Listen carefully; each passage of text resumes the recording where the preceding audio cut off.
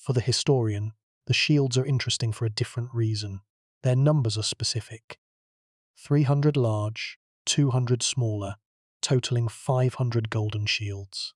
The precision is suspicious to some scholars, who wonder whether such round-seeming numbers reflect actual archival records or the conventions of ancient storytelling, which tended toward impressive-sounding specifics that may have been generated to add verisimilitude rather than derived from actual records.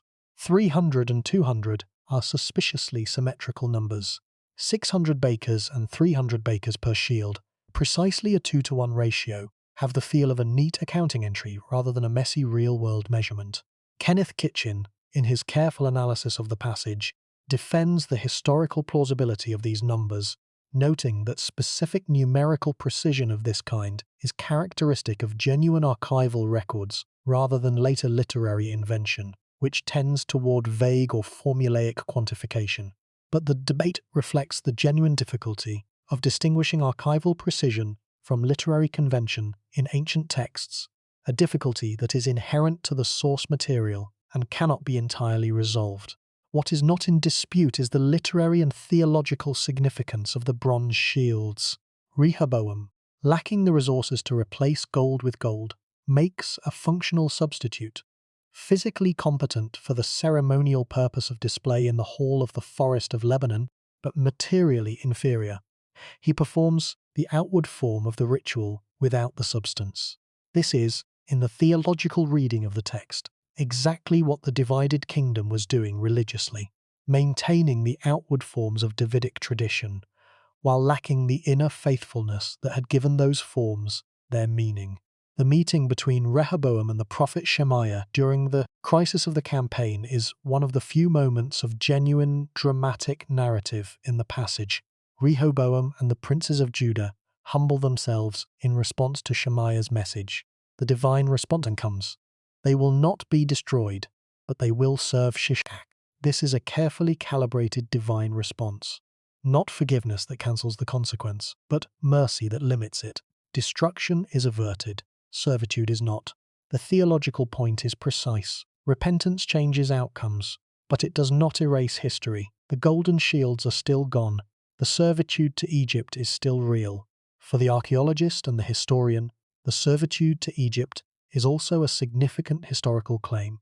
If Rehoboam's kingdom became in some practical sense a tributary state of Egypt following the campaign, this would represent a significant shift in the political status of Judah.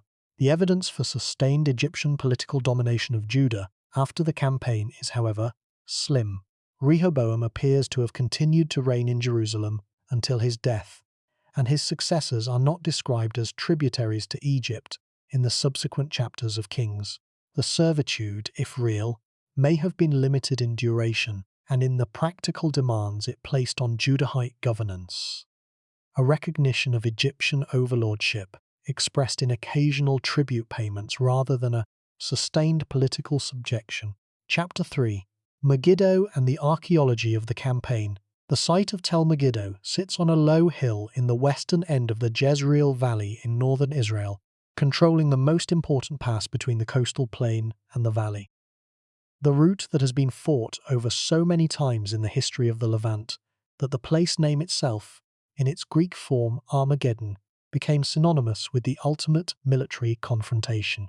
The hill is an archaeological tell in the classic sense, a mound built up by successive layers of occupation going back to the Neolithic period, reaching its greatest height and significance in the Bronze Age and Iron Age, before declining in importance in the later periods. It has been excavated by multiple expeditions since the beginning of the 20th century, with major campaigns by the Oriental Institute of Chicago, the Hebrew University of Jerusalem, and Tel Aviv University, producing one of the most extensively documented sequences in the archaeological record of the ancient Levant.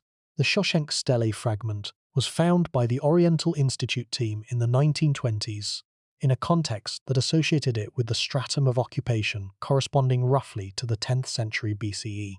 The fragment is small, approximately 30 centimeters wide, preserving only the lower portion of what would have been a taller stele, but it is uniquely valuable as physical evidence of Egyptian military presence at the site.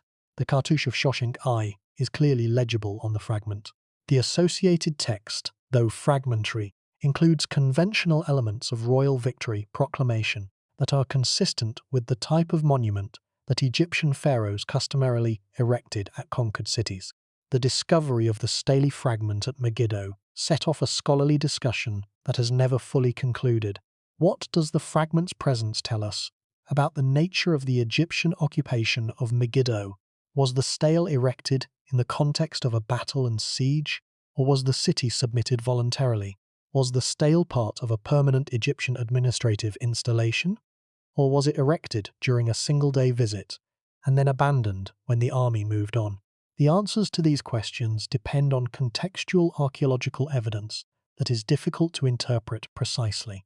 The stratigraphy of Megiddo in the relevant period is itself deeply contested, partly for reasons related to the larger debate about the chronology of the Iron Age I to Iron Age II transition and its relationship to the construction phases identified at several major sites. The pottery sequence and the architectural sequence of Megiddo's occupation in the 10th and 9th centuries BCE have been analysed and reanalyzed by multiple teams with significantly different conclusions.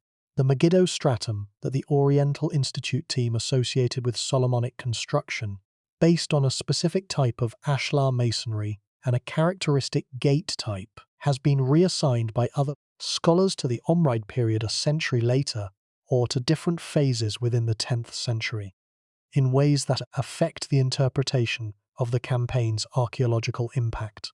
The numbers are striking when you consider what the stele's presence at Megiddo implies about the campaign's logistics. Megiddo is approximately 70 kilometers northeast of Jerusalem as the crow flies, but the march route through the Jezreel Valley from the coastal plain would have been significantly longer. An Egyptian army beginning its march at the northeastern border of Egypt and passing through the Sinai and the coastal plain of Canaan before turning north into the Jezreel Valley would have covered several hundred kilometers before reaching Megiddo. The presence of the stele at the site means that Shoshenq I or his commanders considered Megiddo important enough to mark with a permanent victory monument, the kind of mark that implies a genuine military engagement or at least a formal submission ceremony, not merely a passage through the area. The significance of Megiddo as a target is not hard to understand. The city controlled the pass through the Carmel Range that was the primary route between the coastal plain and the Jezreel Valley, and therefore between the northern and southern zones of Canaan. Control of Megiddo meant control of the most strategically important choke point in the entire region. Egyptian armies of the New Kingdom had understood this. Thutmose III's first campaign had been aimed specifically at Megiddo, and the 6-month siege he conducted there was commemorated in his Karnak annals with more detail than any other single military operation in the Egyptian record. Shoshenq I, moving through the same landscape with the same strategic understanding, apparently understood that a campaign in the north needed to address Megiddo. Chapter 4.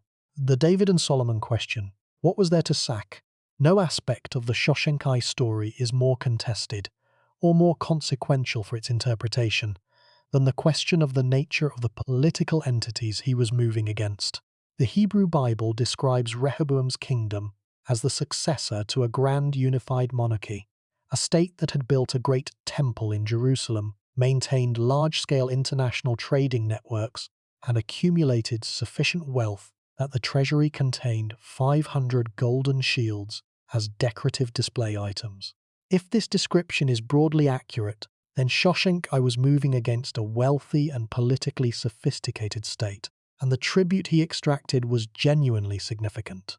The archaeological evidence for Jerusalem and its broader region in the 10th century BCE is, as mentioned earlier, sparse and contested. The City of David excavations have produced evidence of occupation in the relevant period, but the scale and character of the occupation remain disputed. The large platform structures and the stepped stone structure on the northern slope of the City of David Hill, which may date to this period, could represent substantial public architecture consistent with a major administrative centre, or they could represent less impressive constructions whose date and function are interpreted differently by different scholars. The Israeli archaeologist Amihai Mazar, working at the site of Tel Rehof in the Jordan Valley and at other sites, has argued for a dating of certain architectural phases and pottery types that supports the earlier, higher chronology associated with the maximalist position. The position that the 10th century BCE was a period of real state formation and urban development in the Israelite highlands, consistent with the biblical description of Solomon's kingdom. His arguments are based on the specific characteristics of the pottery assemblages at these sites, and on a reading of the radiocarbon dates from them. Israel Finkelstein, working at Tel Megiddo and Tel Hazor and arguing from the same data, reaches different conclusions. His lower chronology places the architectural phases that the maximalists associate with Solomon's building programs in the Omride period, a century later, suggesting that the monumental construction of the early Iron Age in Israel should be attributed to the Omride kings of the 9th century BCE rather than to Solomon in the 10th. On this reading, 10th century BCE Israel was a modest highland polity without the wealth and urban development the Bible describes, and Shoshenq I was moving against small, relatively poor communities rather than against the sophisticated state of Solomon's legacy. This is not a debate this documentary can resolve. The scholars who are actively working on this question have access to the primary data and the specialized analytical tools that any responsible resolution requires. What can be said is that the debate is genuine, that both positions have serious scholarly support, and that the question of what Shoshenq I found when he marched into Canaan depends critically on which interpretation of the archaeological evidence is correct. What seems likely, given the current state of the evidence, is something between the two extreme positions. The 10th century BCE was probably a period of real, if modest, political development in the Israelite and Judahite highlands, the beginnings of genuine state formation, the construction of some public buildings, the accumulation of some administrative infrastructure. It was probably not the period of lavish wealth and international grandeur that the biblical description of Solomon implies. The contrast between the biblical account and the archaeological record is probably not entirely a product of the inadequacy of the archaeology. There is probably something to the observation that the scale and grandeur of Solomon's kingdom are somewhat exaggerated in the biblical tradition, but a modest state is still a state. A treasury without 500 golden shields may still have had a treasury, and a city without the great public architecture of a mature capital may still have been a place worth visiting for a Pharaoh reasserting regional influence. The extraction of tribute from a small but real kingdom is still tribute. The submission of a new and vulnerable monarchy is still submission. The political statement that Shoshenq I was making, Egypt has returned, Egypt is watching, Egypt can reach you wherever you are, was made as effectively against a modest Judahite highland chieftaincy as it would have been against the grand Solomonic empire of the maximalist interpretation. Chapter 5. Shoshenq I's legacy. The short reach of long campaigns. Shoshenq I died around 924 BCE, leaving behind an Egypt that was more unified than it had been at his accession, and a Canaan campaign that was recorded in stone at Karnak, but had not been followed by the sustained political and military engagement that would have been necessary to convert a successful campaign into lasting regional influence. His son Ozorkon I succeeded him, reigning for approximately 35 years, and Ozorkon I's surviving records show a king focused on domestic building and religious patronage rather than on external military projection. The 22nd dynasty continued for nearly 2 more centuries after Shoshenq I, but its subsequent history is one of progressive fragmentation rather than consolidated achievement. The dynasty's later pharaohs faced the same problem that had plagued the 21st dynasty: the tendency of powerful provincial figures, in this case, often the dynasty's own sons and relatives appointed to key positions, to develop autonomous power bases that competed with rather than supported the central authority.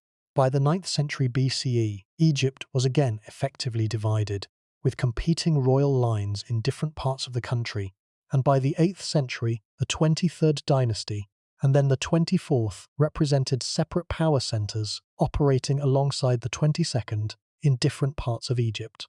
The brief reunification that Shoshenq had achieved, like most Egyptian reunifications before and after it, turned out to be personal rather than structural.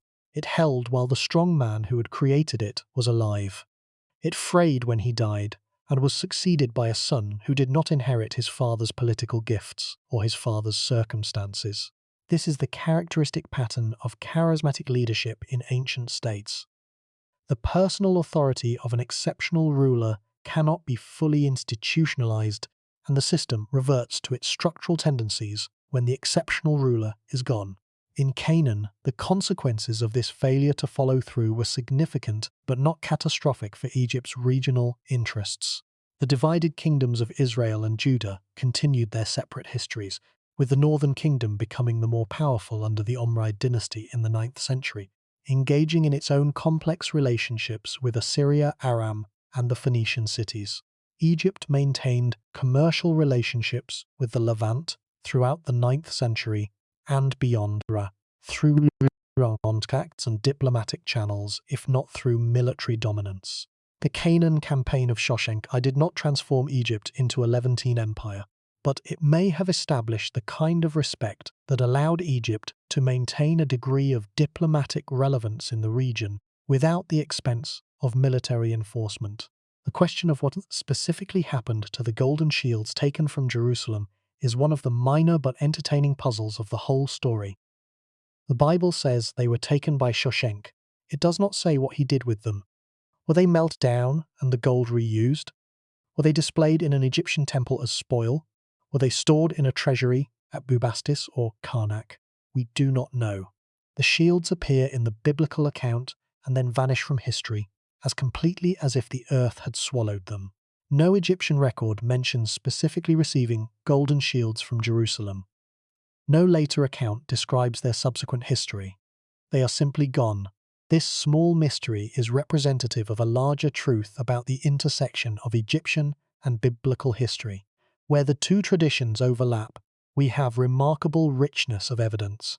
Where they diverge and go their separate ways, the richness ends and the individual limitations of each tradition become visible again. Egypt does not tell us what it did with the shields. The Bible does not tell us what happened in the northern cities. The overlap is a window. The edges of the window are walls. Chapter 6. The Libyan Pharaoh's identity, culture, and power. Shoshenq's ethnic identity deserves more sustained examination than it often receives, because it raises questions about cultural identity and assimilation that resonate beyond the narrow boundaries of Egyptology. He was by ancestry Libyan. His personal name, Shoshenq, is a Libyan name without Egyptian etymology, belonging to the same category of names borne by his father Nimlot, his grandfather Shoshenq the Elder, and other members of his clan. The names of his Libyan heritage were maintained through the generations, even as every other aspect of his culture became Egyptian. This is a pattern seen in many societies, where an immigrant or minority community achieves assimilation at the level of culture and practice, while preserving certain markers of origin identity. The Meshwesh Libyans of the Delta maintained their clan names, their tribal titles, and their awareness of descent from a specific lineage that was distinct from the native Egyptian population, while adopting Egyptian language, Egyptian religion, Egyptian administrative practices, and Egyptian material culture in every other respect. By the time of Shoshenq, the Libyan identity was primarily a lineage marker, a source of specific social connections and hereditary claims, rather than a practical cultural difference in how the family lived, worked, and worshipped. This makes Shoshenq a fascinating figure in the history of identity and power. He was, in terms of cultural practice and self-presentation, fully Egyptian. His inscriptions are in Egyptian hieroglyphics. His titles are the standard Egyptian royal titles. His religious affiliations are with the Egyptian pantheon, primarily Amun. His building programs follow Egyptian architectural conventions. His burial, though it is poorly preserved, and was found in a disturbed tomb at Tanis, was conducted in the Egyptian manner. Nothing in the material record of his reign marks him as other than a native Egyptian king, and yet his Libyan origin was not a secret, and may not have been felt as a liability. The Meshwesh, who had settled in the delta, had been part of Egyptian society long enough that their presence was normalized, their military capabilities were valued, and their ethnic distinctness was a characteristic of a specific community rather than a general stigma. Shoshenq I came to power as the leader of a lineage that had been serving the Egyptian state for generations, that had accumulated both military prestige and institutional connections over that time, and that now had the political position to claim the ultimate institutional role in the Egyptian state. The legitimization strategies he employed are revealing. The marriage to Martkar, daughter of the last 21st dynasty pharaoh Susins II, was the most important. It connected the new dynasty to the previous one through a blood tie that the Egyptian institutional tradition recognized as significant. The appointment of his son Euput as high priest of Amun was an institutional move that simultaneously extended royal control over the Theban establishment and expressed the dynasty's commitment to the Amun cult that had been the religious foundation of Egyptian royal legitimacy for 5 centuries. The Karnak building program, including the Bubastite portal with its campaign record, was a statement of participation in the great tradition of royal monument building that constituted one of the primary modes of Egyptian royal self-legitimization. Each of these moves addressed a different aspect of the legitimacy question that any new dynasty faced: the dynastic legitimacy provided by the marriage, the religious and institutional legitimacy provided by the high priesthood appointment, the military and historical legitimacy provided by the Karnak building, and the campaign record. Together, they constituted a comprehensive legitimization program conducted by a man who understood clearly what the rules of the game were and how to play them effectively. The contrast with the fragmented dynasties that succeeded Shoshenq I's lineage is instructive. His successors also bore Libyan names. They also performed the Egyptian royal rituals, but they did not maintain the political coherence and the personal authority that Shoshenq I had brought to the throne. And without those qualities, the legitimization program was a form without a substance, a performance of kingship that the actual distribution of power in Egypt was progressively contradicting. Chapter 7. What the Karnak wall means for biblical archaeology. The Bubastite portal is, in a precise technical sense, the cornerstone of biblical archaeology as a discipline. It is the first Egyptian monument to be connected to a specific event described in the Hebrew Bible, and its identification in the 19th century established the principle that Egyptian records and biblical records could be cross-referenced to produce a more reliable historical reconstruction than either source alone could provide. This principle seems obvious now. It seems like common sense that independent historical sources, coming from different cultures and different perspectives, could be used to corroborate and correct each other. But in the context of the early 19th century, when biblical archaeology as a formal discipline was just beginning to develop, the principle was not obvious at all. The dominant approaches to biblical history at that time tended toward one of two extremes: the traditional religious view that treated the biblical text as a divinely inspired historical record of high reliability, and the critical scholarly view that had developed in German biblical studies, and that was beginning to apply the methods of literary and historical criticism to the text, with results that troubled many readers. The discovery of the Bubastite portal correlation did something that neither extreme position fully anticipated. It confirmed that the biblical text had historical content that could be independently verified, while simultaneously demonstrating that the independent evidence was more complex than the biblical account alone would suggest. The biblical account was confirmed, but complicated. The Egyptian record was illuminating, but partial. The intersection of the two produced something more nuanced than either the simple credibility of the text or its simple incredibility. This nuanced position, taking the biblical text seriously as a historical source, while subjecting it to the same critical analysis applied to any ancient document, and using independent evidence to test, confirm, or complicate its claims, is the methodological foundation of modern biblical archaeology. The Bubastite portal was the first, and in many ways the most important example of how this method works in practice. The subsequent century and a half of biblical archaeology has produced many more examples. The Merneptah stela, which provides the earliest external reference to Israel as a people in the 13th century BCE. The Mesha stele, also called the Moabite stone, which describes the Moabite king Mesha's revolt against Israel in the 9th century BCE, an event described from a different angle in 2 Kings. The Tel Dan stele, discovered in 1993 and 1994, which mentions the House of David in a 9th century BCE Aramean inscription, providing independent evidence for the historical existence of the Davidic dynasty. The Siloam Tunnel inscription, carved by the workers who dug the tunnel that Hezekiah built under Jerusalem to secure the city's water supply before the Assyrian siege, an event described in 2 Kings. Each of these inscriptions does for its specific period what the Bubastite portal does for the Shoshenq campaign. It provides a point of contact between the archaeological record and the biblical text.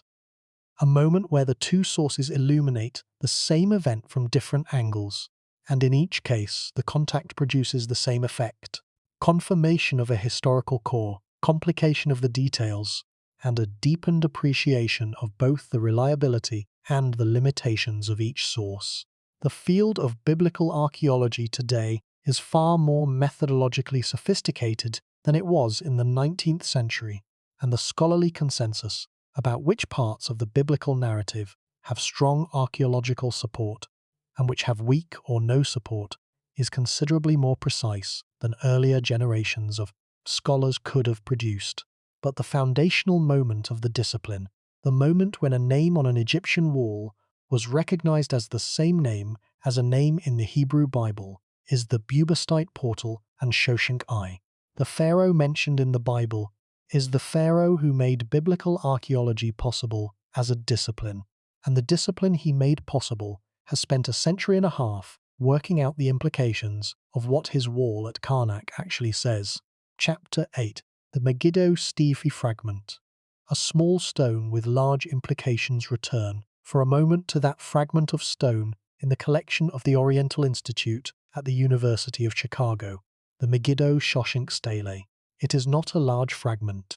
The cartouche of Shoshenq I is legible, and some surrounding text is preserved, but the fragment represents a small portion of what was originally a full-sized royal stele, a monument that would have stood perhaps 1 to 2 meters tall, inscribed on its face with the pharaoh's names and titles and a proclamation of his victory, placed at Megiddo to mark the site as a place that had acknowledged Egyptian supremacy. The fragment was found in the excavations of Stratum IV at Megiddo, the stratum that the Oriental Institute team associated with the Iron Age I to Iron Age II transition. It was found not in a primary context, not standing upright in the position where it had originally been erected, but in secondary use, incorporated into a later construction as building material. This is typical of the fate of ancient stelae in the Levant, where monumental stone was a valuable material that later inhabitants habitually reused for their own construction purposes. The original site of the stele's erection is unknown. The secondary context raises a question that has no definitive answer. How long after the erection of the stele was it broken up and reused? If the stele was knocked down and reused within a generation or two of its erection, it would suggest that Egyptian political authority at Megiddo did not last long, that the monument's presence was not sustained by a continuing Egyptian administrative presence that would have protected it. If it stood for centuries before being reused, the implication would be different. The archaeological context of the reuse is not precise enough to determine the timing. The absence of other Egyptian administrative material at Megiddo in the relevant strata is noteworthy. New Kingdom Egyptian administrative installations in Canaan typically left behind a characteristic communal culture. Egyptian-style pottery, Egyptian scarabs and amulets, Egyptian administrative equipment. These materials are found at sites throughout Canaan in the 15th through 12th centuries BCE, marking the presence of Egyptian governors and their staffs. At Megiddo, this Egyptian administrative material disappears in the strata corresponding to the 12th century BCE, consistent with the general withdrawal of Egyptian administration from Canaan in the late New Kingdom. It does not reappear in the strata corresponding to the Shoshenq campaign. This absence suggests that Shoshenq I's presence at Megiddo was military and ceremonial rather than administrative. He came, he erected a stele, he left. He did not establish a garrison or an administrative installation that would have produced an archaeological signature in the material record. This is consistent with the broader interpretation of the campaign as a demonstration of military reach rather than an attempt to re-establish the institutional structure of the New Kingdom Empire. The stele fragment, small and fragmentary as it is, embodies precisely this dynamic. It is the mark of a presence without a residue, a signature without a signature system, an assertion of power without the infrastructure of sustained control. Shoshenq I passed through Megiddo, made his mark in stone, and departed. The stone survived. The power it asserted did not. Chapter 9. The disappearance of the campaign from living memory. One of the most revealing aspects of the Shoshenq I story is not the campaign itself, but its remarkably rapid disappearance from the active political memory of both Egypt and Canaan. In Egypt, the Bubastite portal stands at Karnak, recording the campaign for eternity. But the campaign is not referenced in any subsequent Egyptian document that we know of. The 22nd dynasty kings, who followed Shoshenq, I do not cite his Canaan campaign as a precedent for their own military activities, because they conducted no comparable Canaan campaigns. The great tradition of pharaonic campaign literature that runs from Thutmose III's Karnak Annals to Ramses III's Medinet Habu reliefs ends, effectively, with the Bubastite portal. Shoshenq I's campaign record is the last major pharaonic campaign record in Canaan. The final entry in a tradition that had begun more than 500 years earlier. In the Bible, the Shishak episode occurs in the 14th chapter of 1 Kings and is not substantially revisited in the subsequent narrative. The divided kingdoms of Israel and Judah continue their histories with no further significant Egyptian military interventions for several generations. When Egypt reappears as a political actor in the biblical narrative, it is primarily as a diplomatic option for Israelite or Judahite kings seeking alliance against Assyria, a support that the prophets of the 8th and 7th centuries repeatedly and vehemently denounce as unreliable and spiritually dangerous. By that period, the Shoshenq campaign has receded into the background of history, a precedent that shapes the general attitude toward Egyptian reliability without being constantly cited. The speed of the campaign's effective disappearance from active political consciousness is instructive about the nature of ancient political memory. The Bubastite portal preserves the record in stone, but stone is static. The living memory of the campaign, the specific fear and submission that it generated in Rehoboam's court, the specific implications for the political calculations of the divided kingdoms in the years immediately following, that living memory persisted for a generation and then faded, displaced by new events and new political relationships. The Assyrian threat, which began to loom over the northern kingdom from the 9th century BCE onward, and which would eventually destroy Israel entirely in 722 BCE, made the Egyptian campaign of 200 years earlier a distant and relatively minor event in the larger story of catastrophes that the divided kingdoms were living through.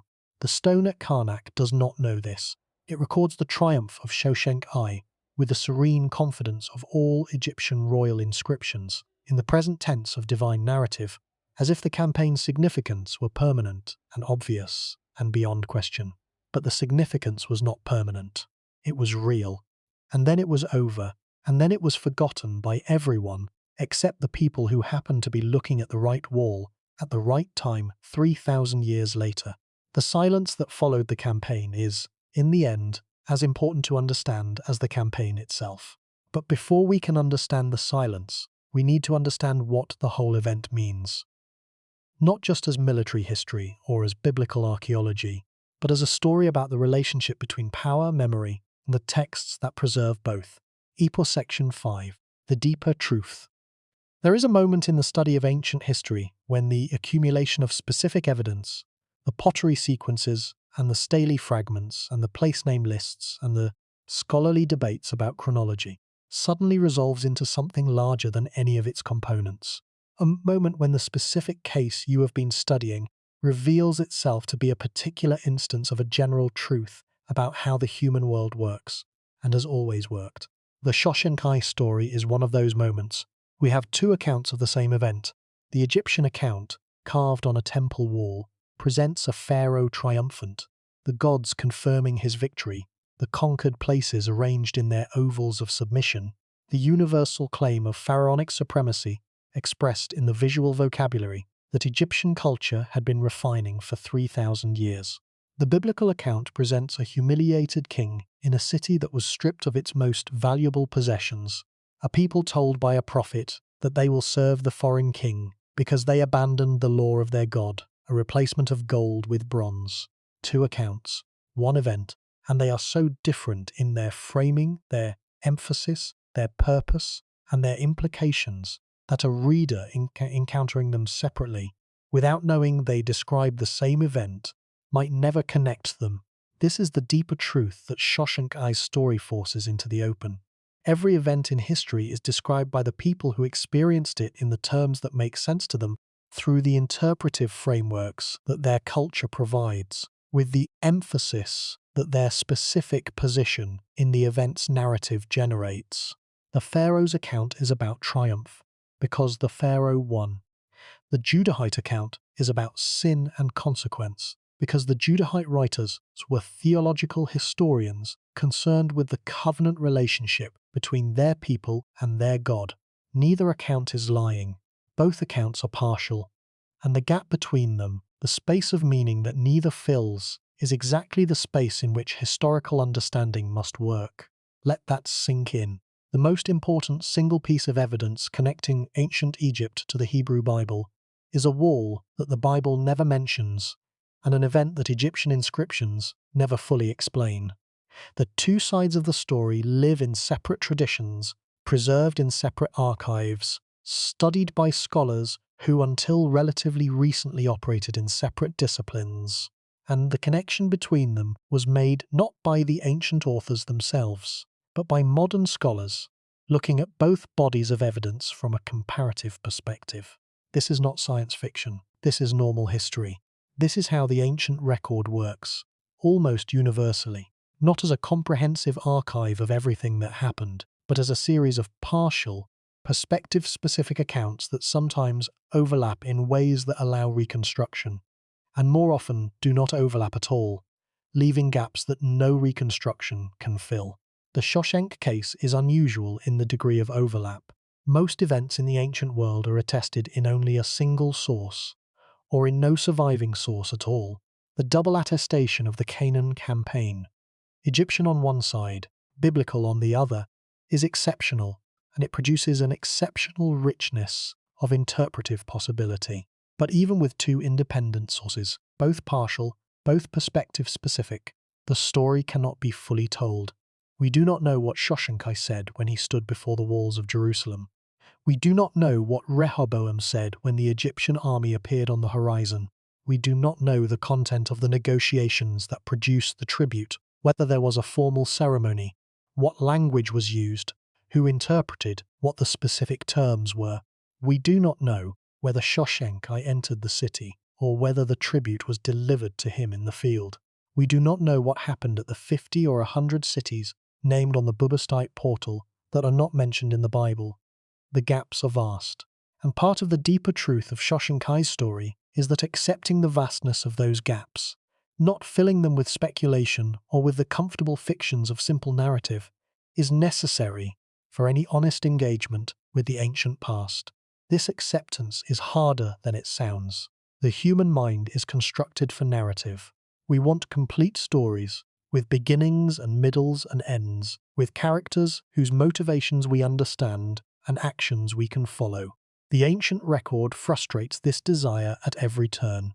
Shoshenq appears in the Egyptian record as the standard pharaonic figure of monumental triumph, a type, almost, rather than a person. He appears in the biblical record as the instrument of a divine judgment, a mechanism in a theological argument, not a man.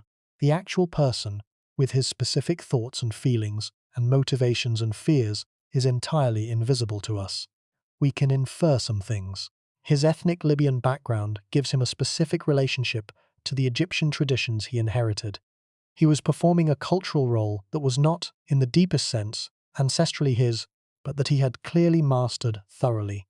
His legitimization strategies tell us that he understood what the rules of Egyptian kingship required and was willing and able to meet those requirements. The Canaan campaign tells us that he had military capability and strategic intelligence and the political will to project both beyond Egypt's borders. The 21-year reign that ended apparently without dramatic crisis tells us that he maintained his position through whatever combination of authority, competence, and calculation the management of the Egyptian state required. But the man behind these inferences is opaque.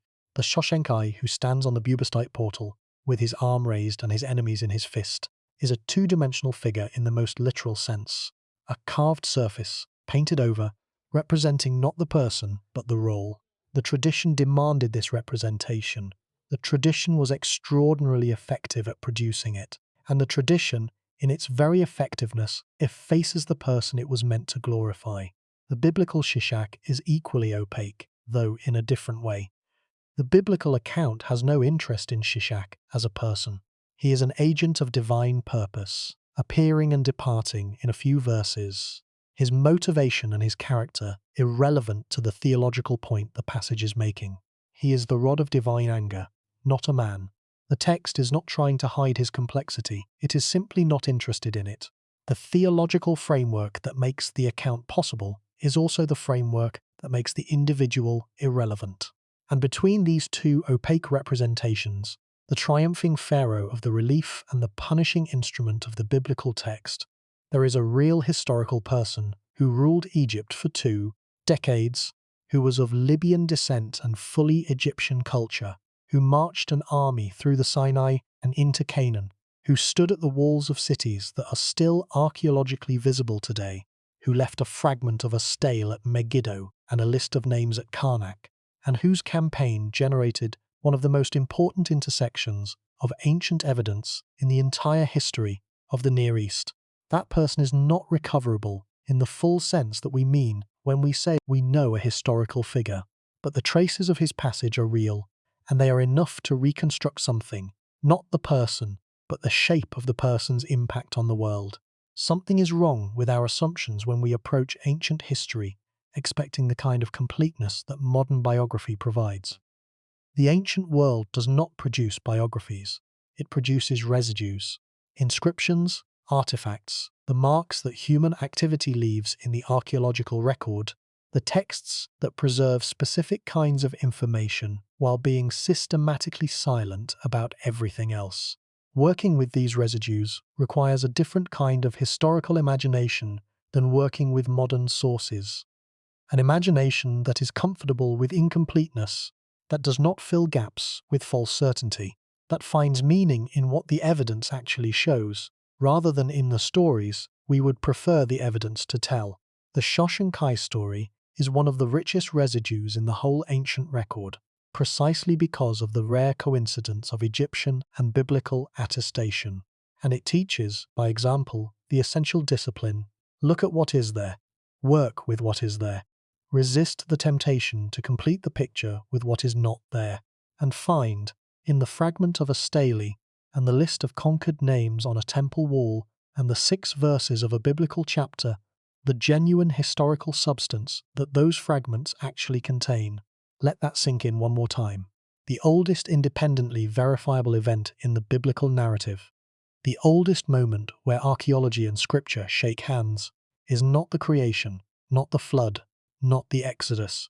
It is an Egyptian pharaoh marching through the highlands of Canaan in the 9th century BCE and extracting tribute from a newly divided kingdom.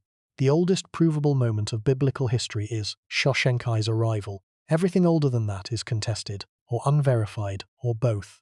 There is a grief in this story that goes deeper than the usual grief of lost civilizations and vanished cultures.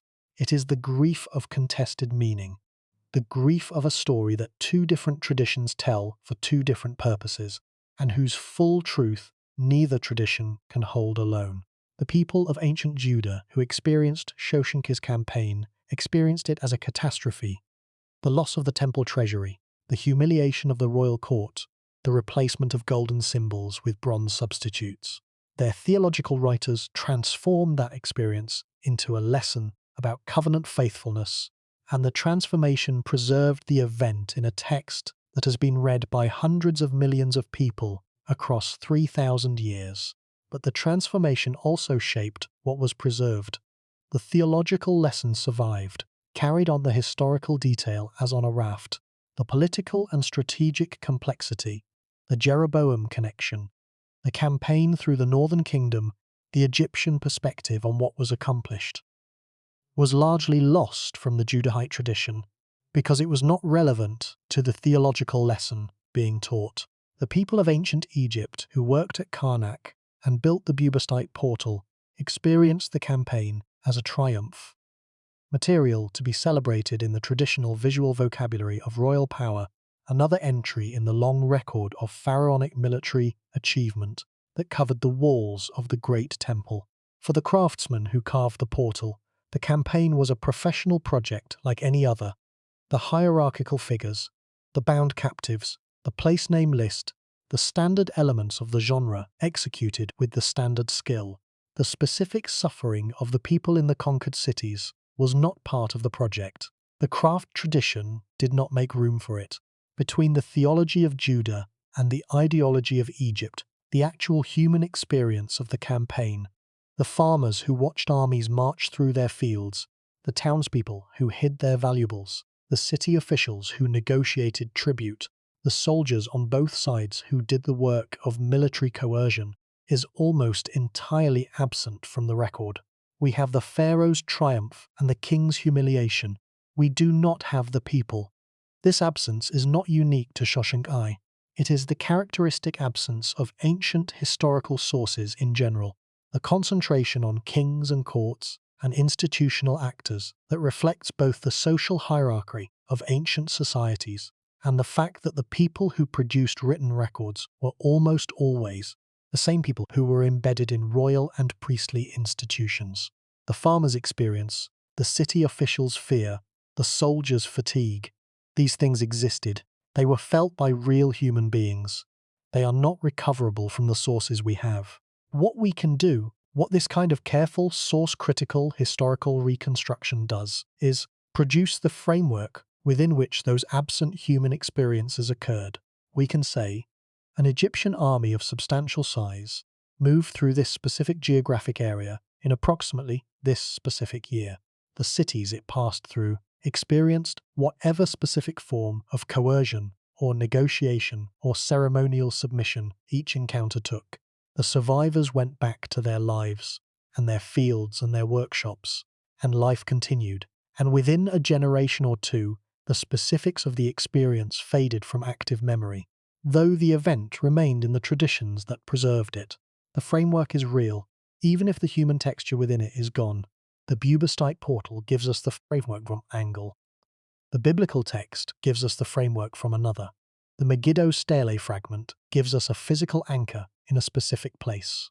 Together, they allow the construction of a picture that is more than any single source alone would permit. It is an incomplete picture, inevitably, permanently. But it is a picture, and it is worth making. Consider what this specific intersection of evidence means for the millions of people who care about the Hebrew Bible as a religious text. The Bubastite portal does not prove that the Bible is literally true in all its details. It does not confirm the grandeur of Solomon's temple, or the extent of David's kingdom, or the reality of the Exodus. What it confirms is something more modest and, in a way, more significant. It confirms that the people who wrote the biblical text were engaged with real history. They were not inventing events from nothing. They were interpreting, selecting, and shaping real historical experiences through a theological lens that gave those experiences meaning for their community. That is a more interesting claim than simple factual accuracy.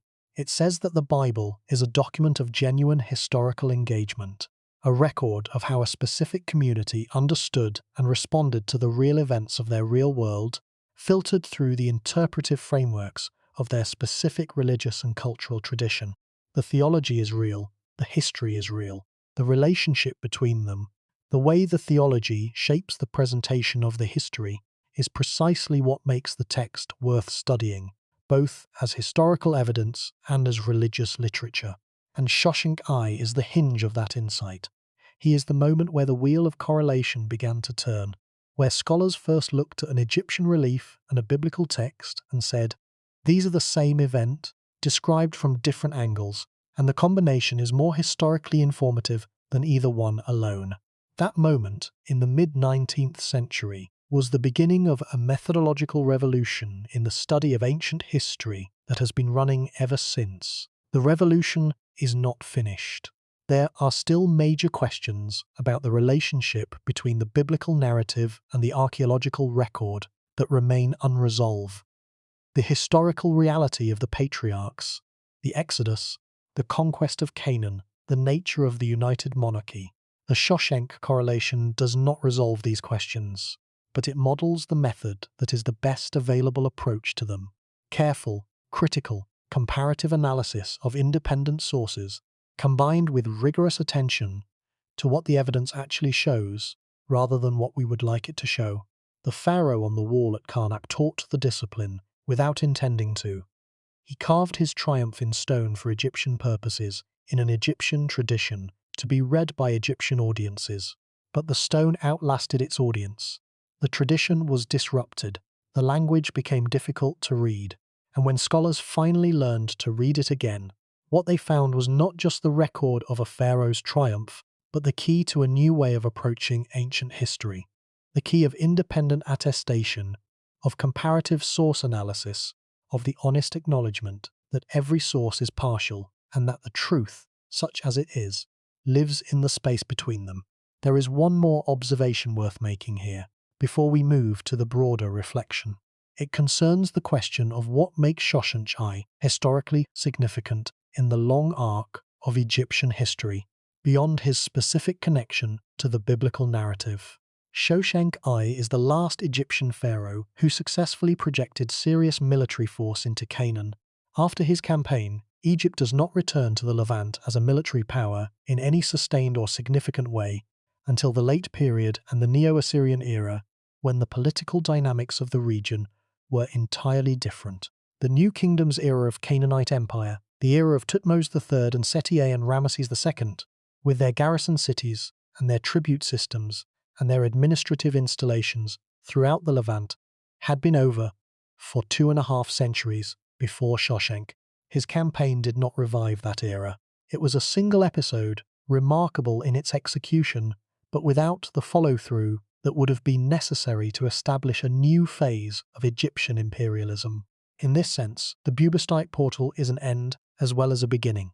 It is the end of the tradition of Egyptian Canaan campaigns, the last entry in a record that runs from Thutmose I's early excursions into the Levant through the systematic empire building of the late 18th dynasty, through the great battles of the 19th dynasty, through the gradually weakening campaigns of the 20th dynasty, to Shoshenq I's single impressive demonstration of capability.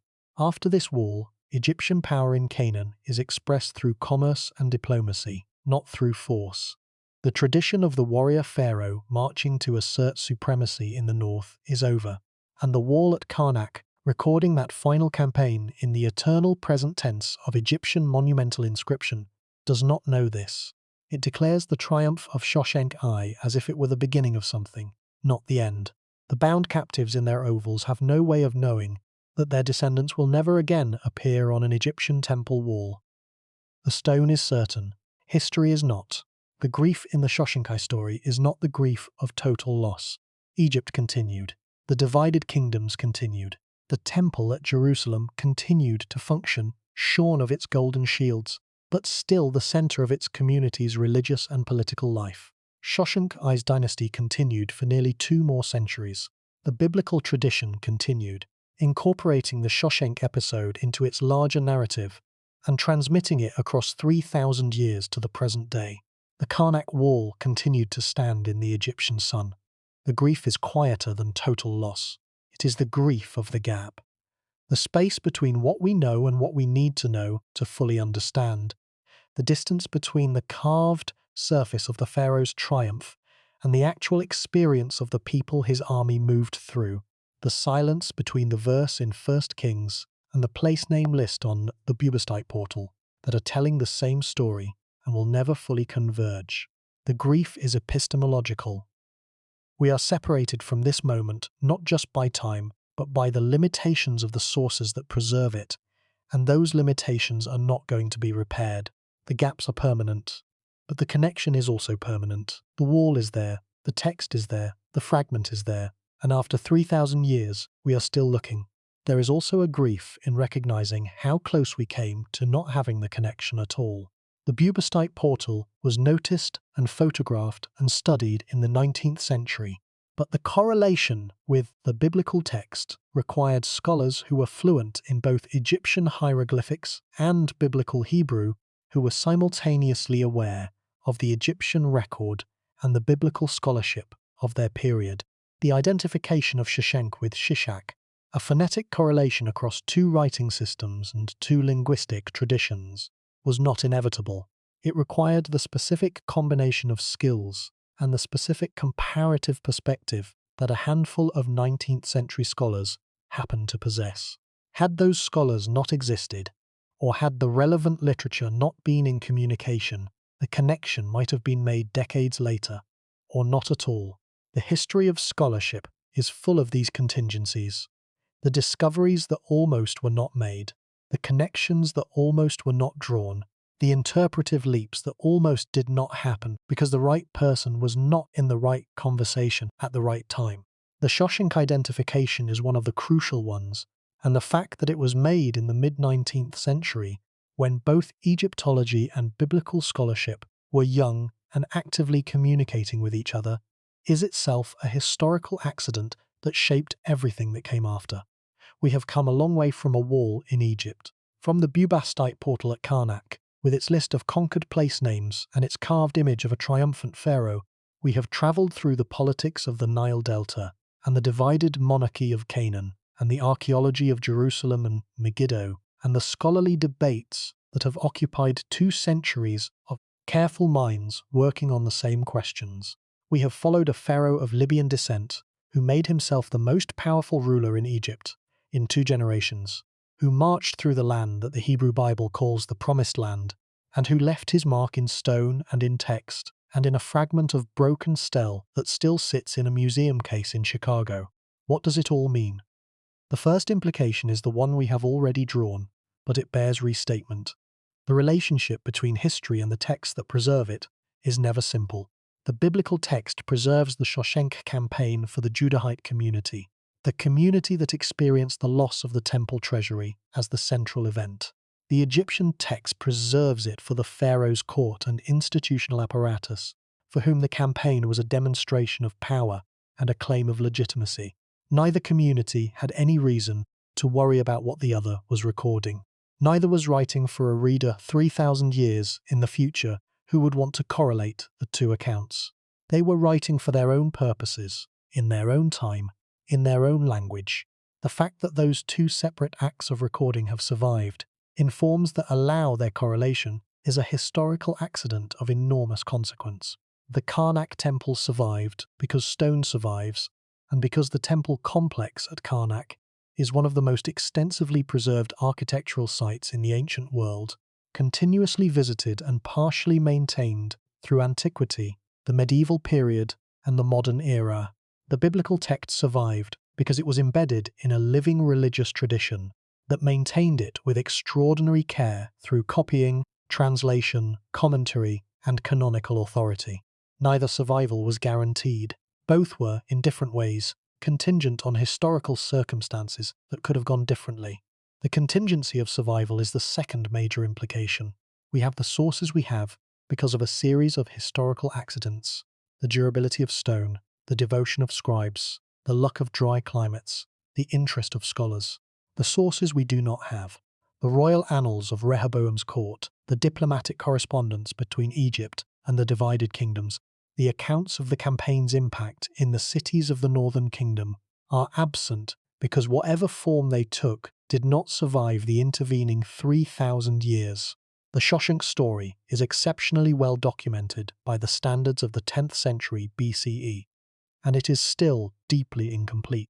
This incompleteness should make us humble about the claims we make about ancient history. The historians who have worked on the relationship between the biblical text and the archaeological record are working with radically incomplete evidence and producing conclusions that are, necessarily, provisional. The debates between scholars like Kitchen, Finkelstein, Mazar, and Silberman are not debates between people who know the answer and people who do not. They are debates between people who have different interpretations of genuinely ambiguous evidence, conducted in good faith, knowing that additional evidence could shift the picture. The honest position is to hold the questions open, maintain awareness of what the evidence does and does not show, and continue the work of finding more. The Shoshenq correlation. Precisely because it is so unusually well documented by the standards of the ancient record, models what this patient, evidence-respecting approach looks like in practice. We have two sources. We can say with high confidence, Shoshenq campaigned in Canaan. We can say with reasonable confidence, the campaign included both the southern and northern kingdoms. We can say, with moderate confidence, Jerusalem was visited and tribute was paid. We can say, with uncertainty, the magnitude of the tribute and the specific form of the tribute and the full political consequences of the tribute. We calibrate our confidence to the strength of the evidence. That calibration is the discipline. For the people who care about the Hebrew Bible as a sacred text, the Shoshenq correlation offers something more valuable than simple archaeological confirmation. It says the Bible is historically engaged, that its writers were recording and interpreting real events, that the community that produced the text was experiencing and processing actual historical experiences, rather than inventing a mythological past from nothing. The text is more complex than simple fact, and more valuable. It is the theological interpretation of historical experience, which is what sacred texts are and what they have always been. For the people who care about the archaeological history of the ancient Near East, the Shoshenq correlation offers the model of how to work with multiple independent sources, critically, comparatively, with awareness of each source's perspective and purpose, without privileging either source over the other, and with the intellectual humility to acknowledge where the evidence does not reach. Both communities, in the end, owe a debt to a Libyan Egyptian pharaoh who stood at a temple in Karnak and had his campaign carved into the stone of a gateway, not because he intended this legacy. He intended the legacy of a triumphant pharaoh, the traditional Egyptian claim to eternal military glory. But what he left turned out to be more than intended. The oldest independently verifiable moment in the biblical narrative, the cornerstone of a discipline that transformed our understanding of ancient history, and one of the most remarkable intersections of text and archaeology in the entire human record. The wall did not know what it was beginning. Walls never do. There is a modern parallel worth noting carefully.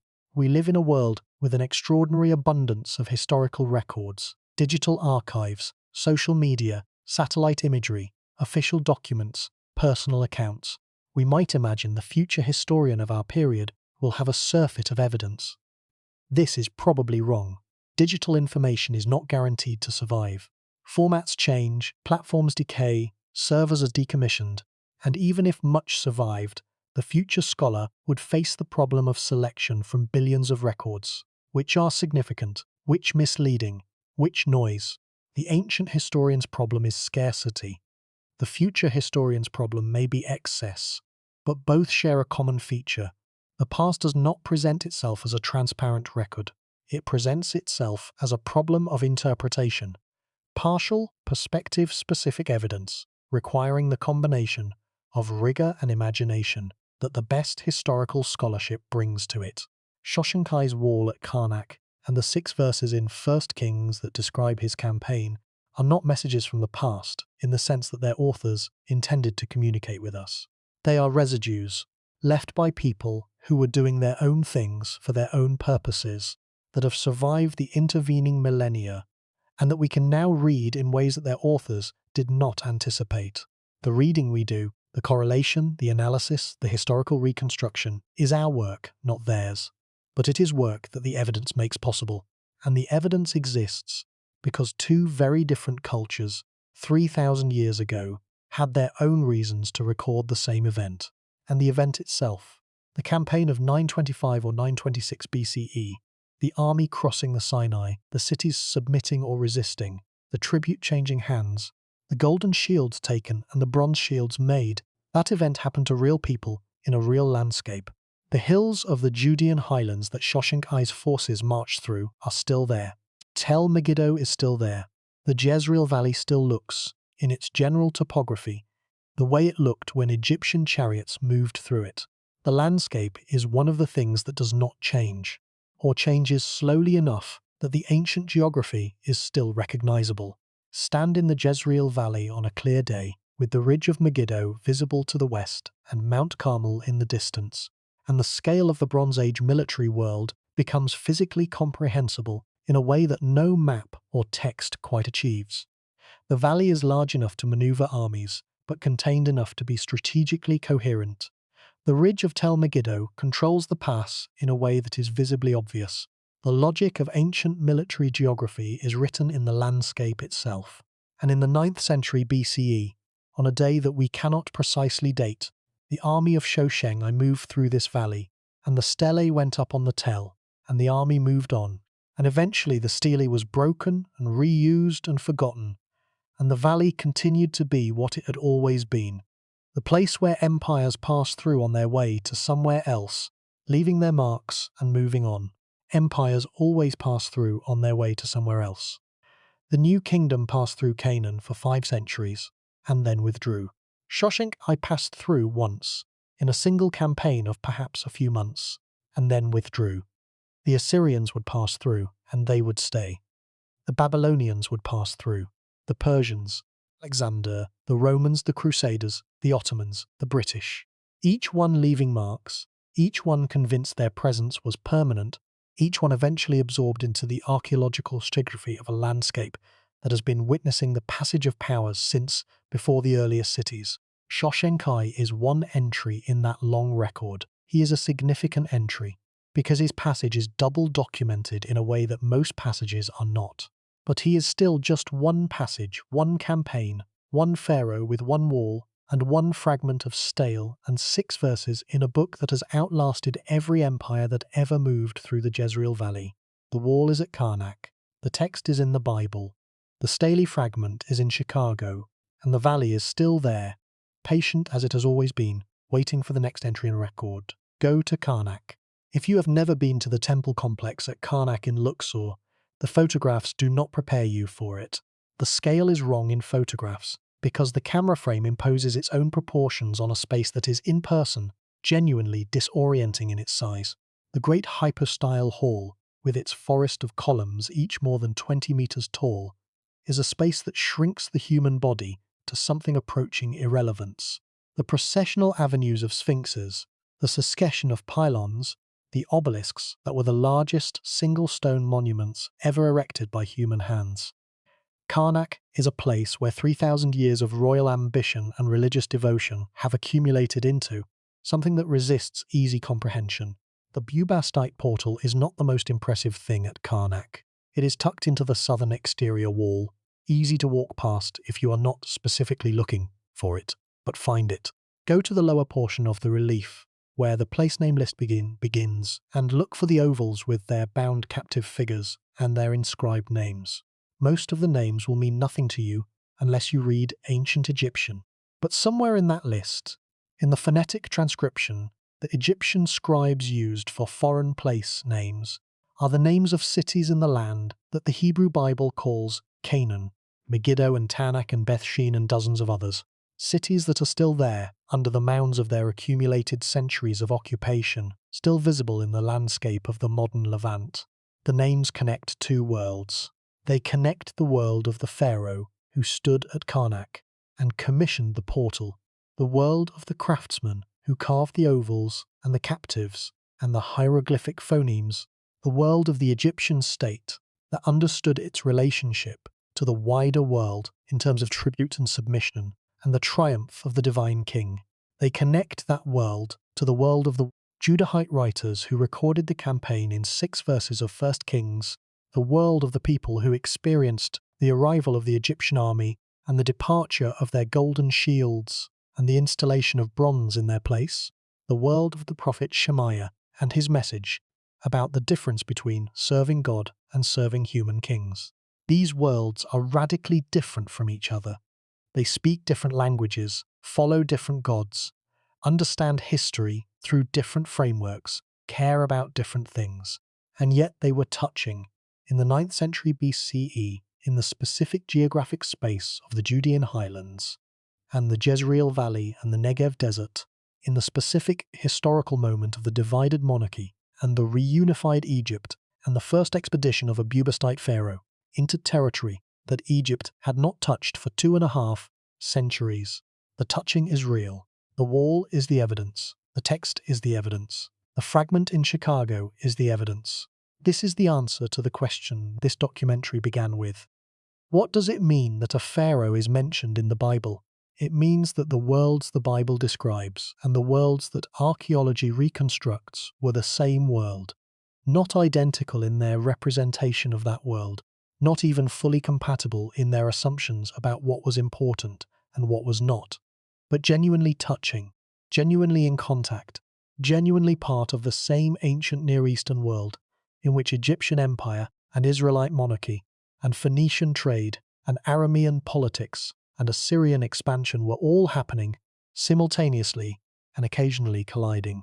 Shoshenq I is the clearest of the collisions.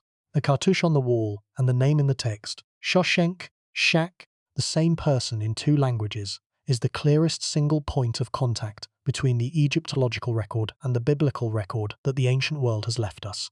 And it teaches, by example, that the ancient world was connected in ways that the separate traditions that preserved different parts of it do not always make visible.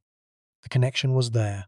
The records preserved different parts of it, and the scholars, who eventually read both sets of records simultaneously, discovered the connection that the original participants had lived without needing to explain. Rehoboam knew who Shoshenq I was. He did not need a comparative linguist to tell him. The army was outside his city. Shoshenq I knew there was a king in Jerusalem. He did not need a biblical scholar to tell him. The tribute was in his hands. We are the ones who needed the wall and the text together to understand what they both already knew. We are the late arrivals to a conversation that was conducted 3,000 years ago in a world we are still learning to read. The name on the wall is Shoshenq. The name in the text is Shishak. They are the same name. They are the same man. And the wall has been standing in the Egyptian sun, carrying that name for 3,000 years. We are still reading it. There is a wall in Egypt where a pharaoh recorded his conquests. The wall is part of a gateway called the Bubastite Portal, built into the southern exterior of the great temple of Amun at Karnak, in the city that was once called Thebes and is now called Luxor. The gateway dates to the 9th century BCE according to current scholarly estimates, and it is covered, like most Egyptian monumental architecture, in carved reliefs. Scenes of the pharaoh triumphant, the pharaoh in the presence of the gods, the pharaoh receiving the symbols of victory from the divine hand. Standard ancient Egyptian royal propaganda, executed with the precision and the visual authority that Egyptian craftsmen had been applying to temple walls for 1,500 years before this one was built. And then there is the list, carved onto the lower portion of the Bubastite portal in the hierarchical format that Egyptian scribes used for lists of conquered territories and subjected peoples, is a column of names. Each name sits inside an oval loop surrounded by the stylized image of a bound captive. Head inclined, arms pinioned behind the back, the standard Egyptian visual vocabulary for a defeated enemy. The name is written inside the cartouche-like oval that marks it as a place that has been conquered, that has submitted to the pharaoh's power, that has been absorbed into the Egyptian sphere of domination. There are more than 150 such names on the Bubastite portal, carved in the first-person voice of a king who wanted everyone who could read hieroglyphics to know what he had done. The names are in ancient Egyptian script, rendered in the Egyptian phonetic system that transliterates foreign place names into the sounds available in the Egyptian writing tradition. Many of the names have not been definitively identified with modern locations. The phonetic transliteration is imprecise. The geography of ancient Canaan is complex. The archaeology of the region is still being worked out. But among the names on the Bubastite portal, carved in the same stone in the same hand as all the others, there are names that scholars have identified with near certainty. Megiddo, the great city guarding the Jezreel Valley in what is now northern Israel. Tanakh, a few kilometers to the southeast. Shunem, Rehob, Hapharim, Beth Shean. A dozen more sites whose identifications with known archaeological locations are well established. These are the towns and cities of Canaan. The Pharaoh who carved his list on the Bubastite portal had marched through the heart of the land that the Hebrew Bible calls the Promised Land, and he had done it in the 5th year of the reign of a king named Rehoboam. That detail comes not from the Bubastite portal. It comes from a different source entirely. It comes from the 14th chapter of the first book of Kings, one of the central historical books of the Hebrew Bible. The passage is brief, a summary statement that in the 5th year of King Rehoboam, Shishak, king of Egypt, attacked Jerusalem and carried away the treasures of the temple of the Lord and the treasures of the royal palace. He took everything, and the golden shields that Solomon had made, 300 shields of hammered gold and 200 smaller shields. He took those too, and Rehoboam made bronze shields in their place. 2 sources, 2 languages, 2 completely different cultural and religious traditions. 1 event. The pharaoh on the Bubastite portal is Shoshenq I, called Shishak in the Hebrew transliteration of his name.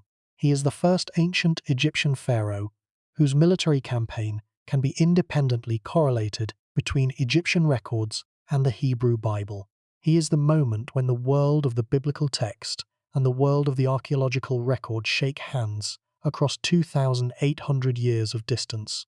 And he is one of the most fascinating figures in the history of the ancient Near East. A man of Libyan descent who became the most powerful ruler in Egypt in 2 centuries, who ended the fragmented Third Intermediate Period and reunited the Nile Valley under a single strong hand, who marched into Canaan with an army that the biblical writer described with numbers that suggest genuine fear, and who left his name carved in stone on a temple wall where it has waited in the Egyptian sun ever since. By the end of tonight, you are going to understand who Shoshenq I was, where he came from, and why his campaign into Canaan was far more complicated and more politically significant than a simple reading of either the Bible or the Bubastite portal would suggest.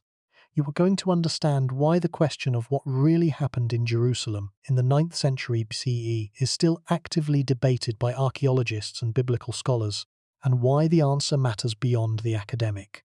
And you are going to understand why a carved list of conquered place names on an Egyptian temple wall is one of the most important single pieces of evidence in the entire field of biblical archaeology. If this kind of intersection between ancient records and living religious traditions is the kind of mystery that keeps you up at night, take a moment to subscribe or leave a like. This channel exists because people find this as compelling as we do, and your support is what makes these stores possible. Now, let us go to Karnak. Let us find the list. To understand Shoshenq I, you need to understand what Egypt was before he arrived, because what he walked into and what he made of it is the essential context of everything that followed.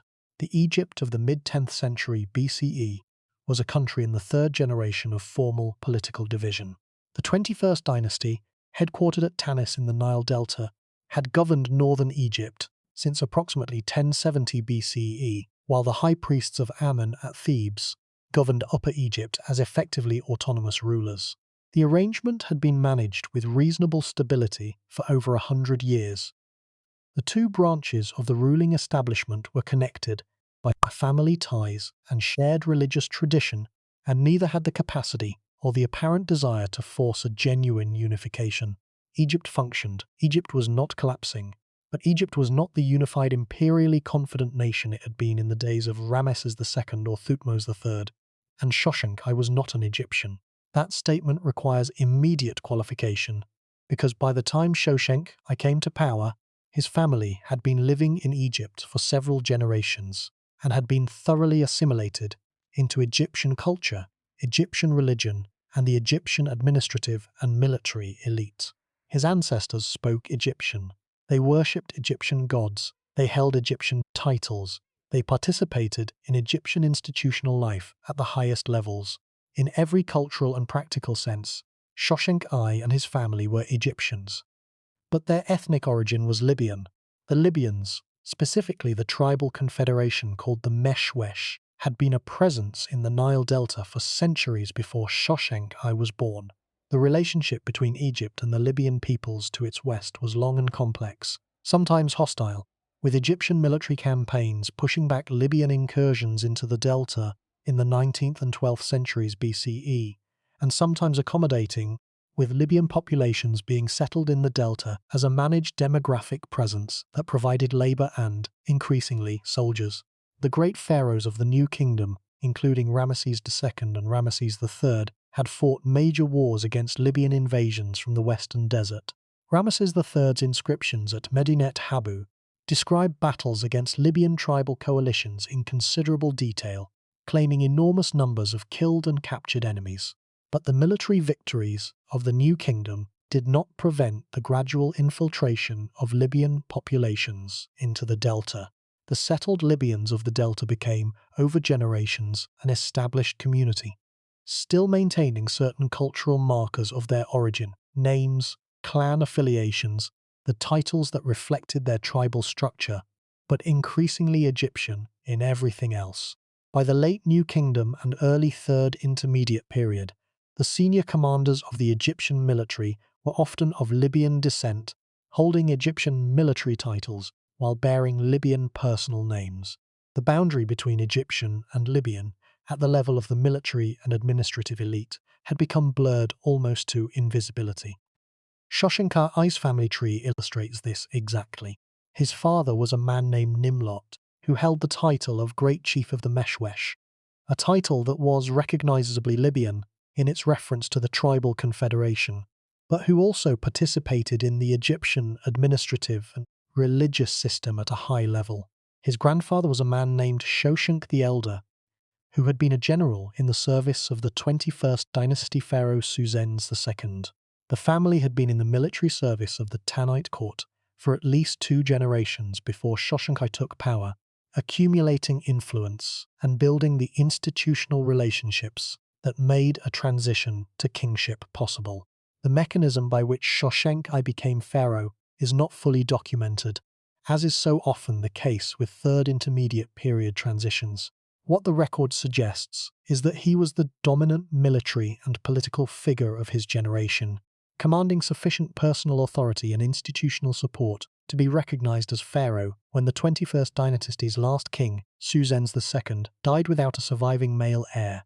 Shoshenq I apparently married a daughter of the 21st dynasty, a woman named Martkar who was the daughter of Susennes II himself, providing the dynastic connection that gave his assumption of power a veneer of legitimacy within the existing institutional framework. He was not a usurper breaking with the previous dynasty. He was its continuation under a new family, the continuation validated by marriage and military authority, and the simple fact that he was, by any measure, the most capable man available. The exact year in which he became pharaoh is debated, because Third Intermediate period chronology is one of the most actively contested areas of Egyptian historical scholarship. The most widely accepted scholarly estimate places the beginning of his reign at approximately 945 BCE, though some scholars argue for dates as early as 955 or as late as 935. The disagreement reflects the genuine difficulty of correlating Egyptian regnal year counts with absolute calendar dates in this period, a problem that Kenneth Kitchen, whose monumental work on the Third Intermediate period is the foundation of scholarly understanding of the era, spent decades trying to resolve. For the purposes of this story, the approximate date of 945 BCE for the beginning of Shoshenq I's reign provides the working framework. What Shoshenq I inherited when he became pharaoh was a country that was functional but politically fragmented, economically reduced from the heights of the New Kingdom, and without the kind of strong central authority that had historically been the engine of Egypt's most impressive achievements. The two administrative zones, the north governed from Tanis, the south governed by the Theban priestly establishment, were not at war, but they were not unified. The temples at Karnak controlled substantial agricultural land and institutional resources in Upper Egypt that were not under direct royal control. The military was powerful, but had been oriented primarily toward internal security and regional management, rather than external projection of force. Egypt had not mounted a serious military campaign beyond its borders since the reign of Siamun in the early 21st dynasty, and even Siamun's operations had been relatively limited. Shoshenq was going to change all of that. But to understand why and how, you need to understand the political landscape of Canaan in the mid-10th century BCE, because the events in Canaan were not merely the backdrop of Shoshenq I's campaign, they were its cause. The Hebrew Bible presents the Canaan of this period as the kingdom of Solomon's successors, a divided monarchy split between the southern kingdom of Judah under Rehoboam and the northern kingdom of Israel under Jeroboam I. The split had occurred, according to the biblical account, immediately after Solomon's death, when the northern tribes refused to accept the harsh rule of Solomon's son Rehoboam and rebelled, establishing a separate kingdom under a man named Jeroboam, who had previously been one of Solomon's officials and who had spent years in Egypt as a political exile, sheltered by the Egyptian court during the period when Solomon was trying to have him killed. This last detail is significant. Jeroboam in Egypt, the future king of Israel, as a guest of the Egyptian Pharaoh, presumably building relationships with the Egyptian court during the years of his exile.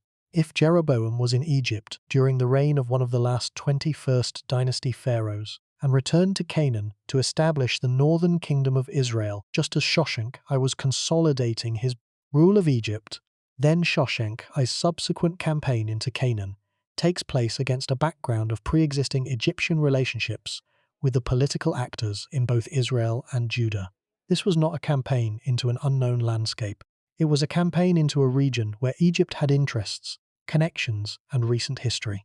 The identity of the Egyptian pharaoh who sheltered Jeroboam is one of the minor but persistent puzzles of biblical archaeology.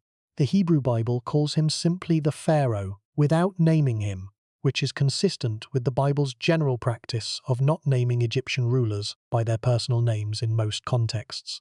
The scholarly candidates are Siamun, who is the 21st dynasty pharaoh, generally associated with the marriage alliance with Solomon, described in the same chapters of 1 Kings, and Shushenq II, the last 21st dynasty king, whose reign overlapped with the end of Solomon's. The identification matters because it affects the reconstruction of the political relationships that preceded Shoshenq I's campaign.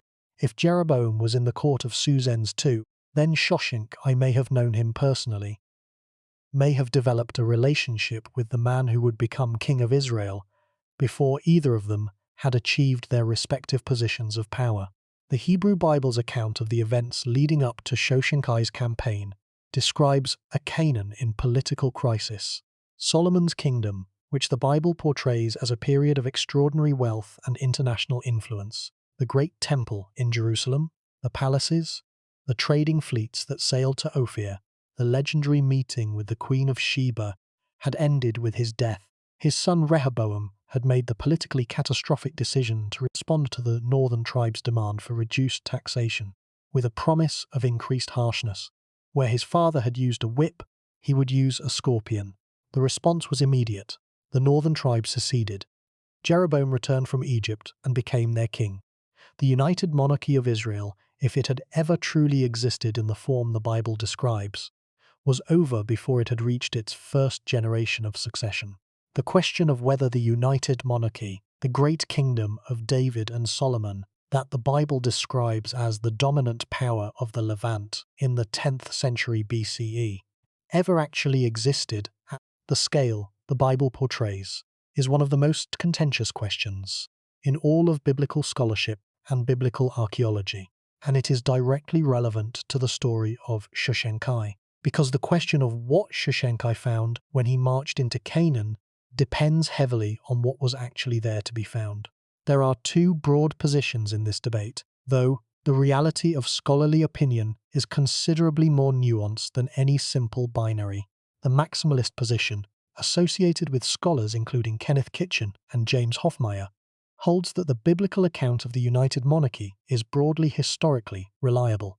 David and Solomon were real kings who ruled a significant state with territory and power roughly consistent with what the Bible describes, and that the lack of extensive archaeological evidence for this kingdom reflects the limitations of current excavations rather than the absence of the kingdom. The minimalist position, associated with scholars including Israel Finkelstein and Neil Asher Silberman, holds that the biblical account of the United Monarchy is largely a later construction, a retrospective projection of the idealized past created by Judahite writers of the 7th and 6th centuries BCE, and that the 10th century BCE archaeological record does not support the existence of a wealthy, powerful Israelite state on the scale the Bible describes. This debate is real, active, and not yet resolved. It is conducted in the pages of peer-reviewed journals, and at archaeological conferences, and in books aimed at general audiences, and it involves specific disagreements about the dating of specific pottery sequences and the interpretation of specific architectural remains at specific sites. It is not a simple debate between faith and reason, or between archaeology and religion. It is a genuine scholarly disagreement about the interpretation of ambiguous evidence conducted by highly trained researchers who disagree in good faith about what the data shows. What is not in dispute is that Shoshenq I campaigned in Canaan. The Egyptian evidence for that is overwhelming and independent of the biblical text. The Bubastite portal is there. The list of place names is there. The Megiddo stele fragment, a piece of a royal victory stele bearing Shoshenq I's name, found at the actual site of Megiddo during excavations in the early 20th century, is there. The campaign happened. The only questions are exactly what form it took, what political and strategic objectives it was pursuing, and what it accomplished. And those questions, as we are about to discover, are considerably more interesting than either the biblical account or the Egyptian records on their own might suggest. Before we get to the campaign itself, there is more of the foundation to lay, because Shoshenq I's Egypt is not a static background to the Canaan drama. It is a society undergoing a significant transformation. And understanding that transformation is essential to understanding why Shoshenq I did what he did. The Meshwesh Libyans, who had settled in the Nile Delta over the preceding centuries, were not a homogeneous community. They were organized into clan and tribal structures that maintained their own internal hierarchies while participating in the broader Egyptian institutional framework. The chiefs of the various Libyan settlements held hereditary positions that combined military command, administrative authority, and something approximating landed aristocracy. They were, in a structural sense, similar to the provincial governors of earlier Egyptian periods, powerful local figures whose authority derived from their position within their own community as much as from the central government's appointment or recognition. Shoshenq I's family, the Meshwesh clan centered at Heracleopolis in Middle Egypt, was among the most powerful of these Libyan Egyptian aristocratic lineages. Heracleopolis had been an important city since the First Intermediate Period, when it had been the capital of a rival dynasty to the Theban rulers who eventually unified Egypt. The city's strategic position in Middle Egypt, roughly equidistant between the Delta and Thebes, gave it significance as a military and administrative center. Shoshenq I's grandfather had commanded forces from this base. His father had consolidated the family's position there. By the time Shoshenq I came to maturity, his family was already one of the most powerful in Egypt, and his personal qualities, the administrative competence, the military capability, and the political intelligence that his subsequent reign demonstrates, made him the natural inheritor and amplifier of that power. The formal recognition of Shoshenq I as pharaoh was accompanied by the establishment of a new capital city.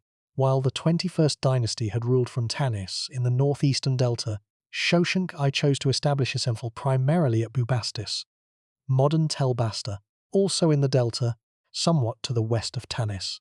Bubastis was an ancient city, with a history going back to the Old Kingdom and a tradition of association with the goddess Bastet, the cat-headed deity whose cult center was at this location.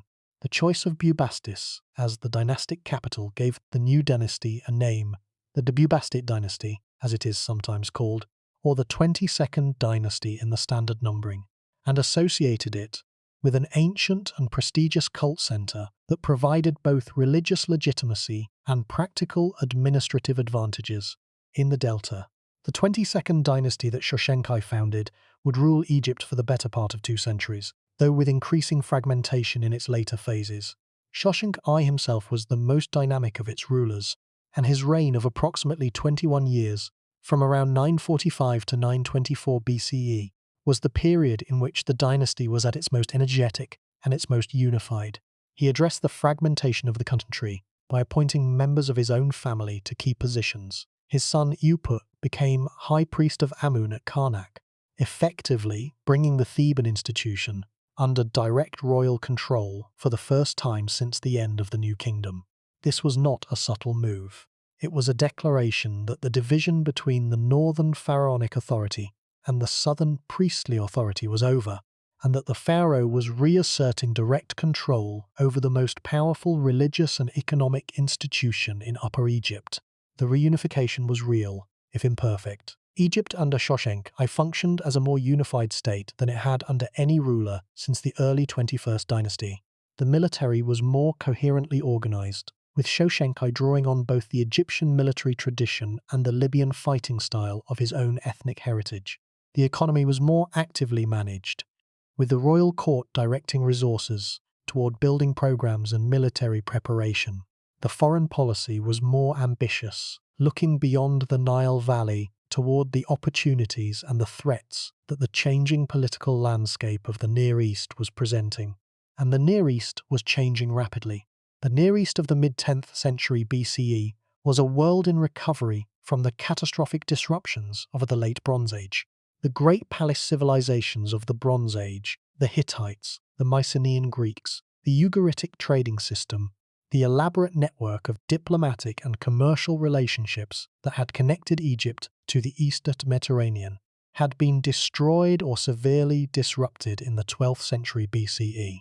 What had replaced them was a world of smaller, more independent polities, the Aramean kingdoms of Syria, the Phoenician city-states of the Lebanese coast, the Philistine city-states of the southern Levantine coast, and the emerging Israelite and Judahite polities of the Canaanite highlands. In this reorganized landscape, Egypt's traditional role as the dominant power of the region was contested in a way it had not been since before the New Kingdom. The great empire that had extracted tribute from the city-states of Canaan under Thutmose III and Ramesses II was gone. Egypt's presence in Canaan had contracted and eventually disappeared in the final decades of the New Kingdom. By the time of Shoshenq, Egypt had not had a significant military or administrative presence in Canaan for approximately 2.5 centuries. The region had reorganized itself around new political configurations, new power relationships, new trade networks. Egypt was still a presence in the Eastern Mediterranean, still a significant trading partner and diplomatic actor, but it was no longer the dominant hegemon it had been. Shoshenq wanted to change that. The Canaan campaign of the 5th year of Rehoboam, approximately 925 or 926 BCE, according to current scholarly estimates, was not an impulsive raid or a punitive expedition.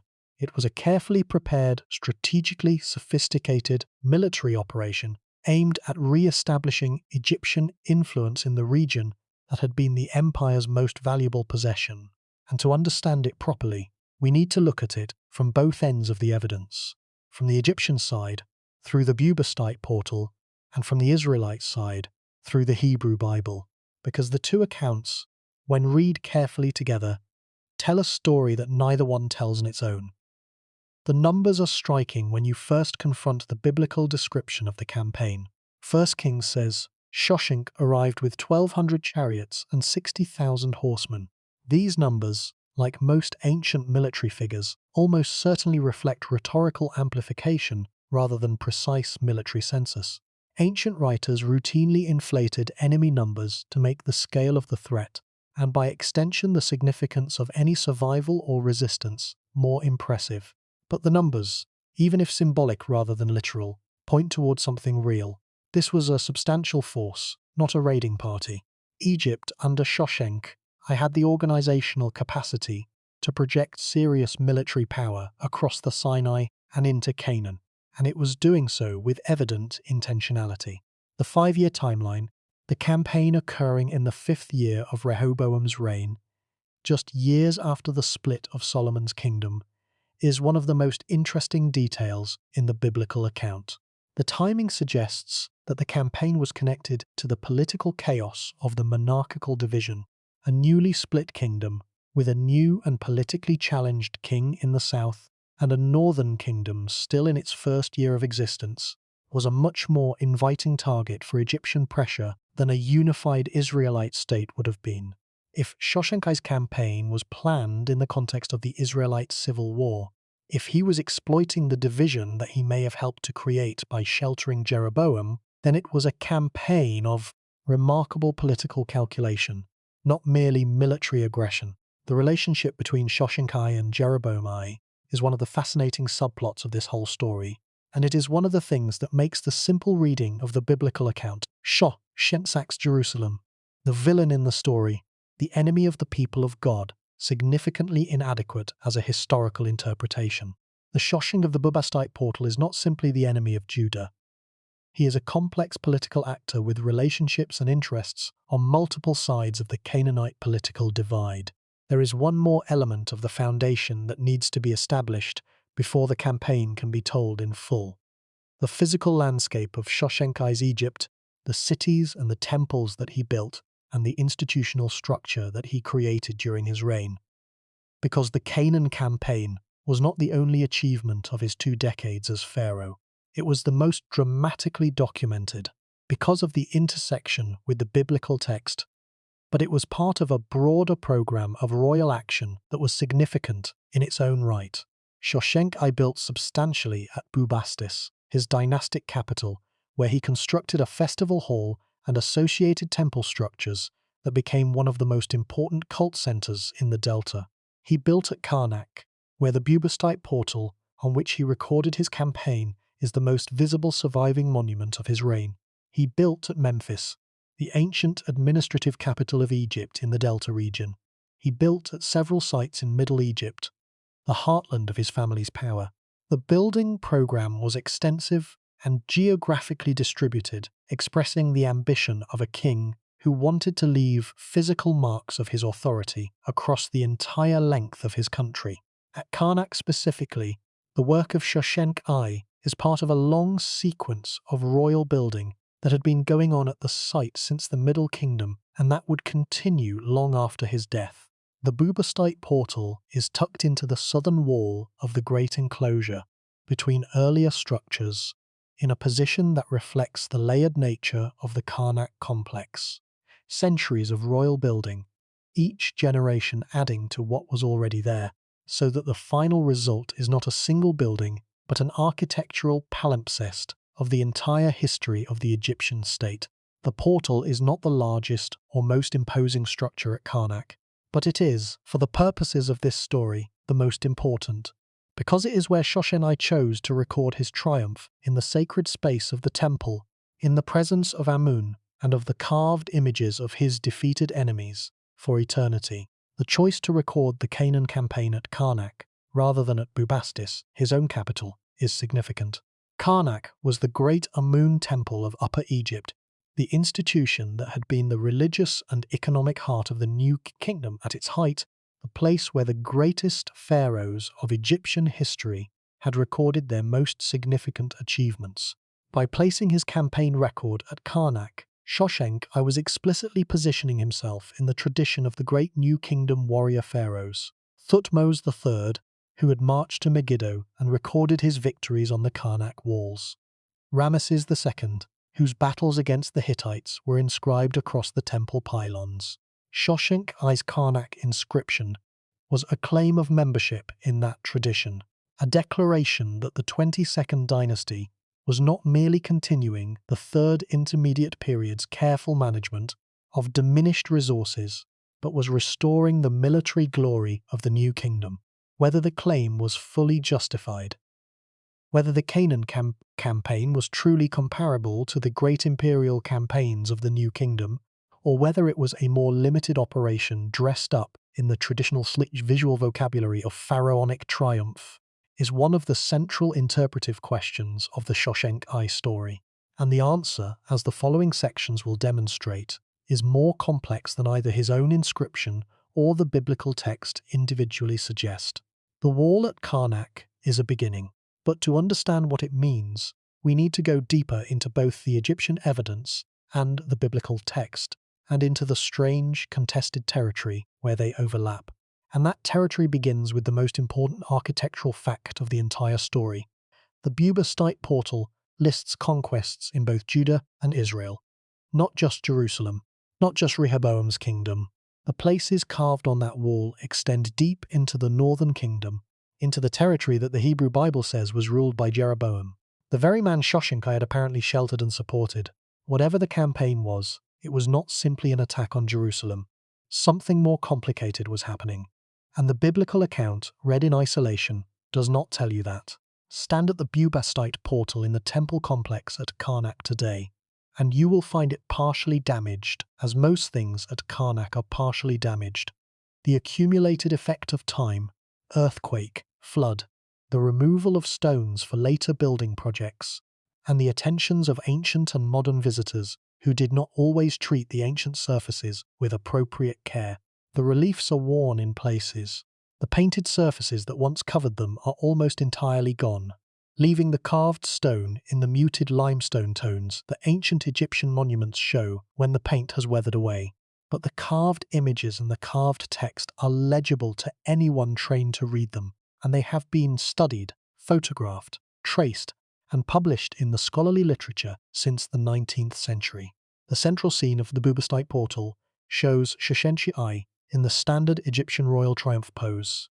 The pharaoh as a colossal figure, arm raised and mace in hand, grasping a cluster of enemies by their hair in the gesture that Egyptian monumental art had used to represent royal victory since the earliest dynasties. Behind the enemies, in the subordinate position that convention required, stands the god Amun, extending to the pharaoh the hieroglyphic sign for life and the emblems of dominion. This scene is repeated, with variations on dozens of Egyptian temple walls from every period of pharaonic history. It is the visual grammar of Egyptian royal power, unchanged in its essential vocabulary for 3,000 years. But the detail is where the story lives. Below and around the central triumph scene, the text records the campaign, its authorization by the god Amun, its geographic scope, the places that were conquered and submitted. The oval cartouches with the bound captives are arranged in rows, each one containing the name of a place. The names are in the Egyptian phonetic system, which is imperfect as a transcription of Semitic place names. The ancient Egyptian writing system did not systematically represent vowels, and the consonantal framework of the transcription can be read multiple ways. The identification of each name with a specific modern or ancient location requires careful linguistic analysis, geographic knowledge, and correlation with other sources. The first careful scholarly analysis of the Bubastite portal place name list was published in the 19th century, and the work of correlating the names with known locations has continued, with refinements and occasional new identifications, for over 150 years. The most authoritative modern treatment is Kenneth Kitchen's analysis, which forms a major section of his comprehensive work on the Third Intermediate Period. Kitchen's identifications, while not accepted unanimously by all scholars, represent the most careful and systematic attempt to correlate the Egyptian list with the known geography of ancient Canaan, and they provide the working basis for most modern discussions of the campaign. What Kitchen's analysis reveals, and what is apparent even in earlier scholarship, is that the Bubastite portal list is geographically extensive, in ways that complicate the simple narrative of an attack on Jerusalem. The place names cluster in several distinct geographic zones: the Negev desert of southern Israel and Judah, the Shephelah or Judean foothills, the central coastal plain of Canaan, the Jezreel Valley in northern Israel, and the Jordan Valley region. The places identified with Jerusalem and its immediate vicinity are notably few. The bulk of the campaign, as reflected in the list, was conducted in other parts of Canaan, including substantial portions of the northern kingdom of Israel. This is a profound complication for the simple reading of the biblical account.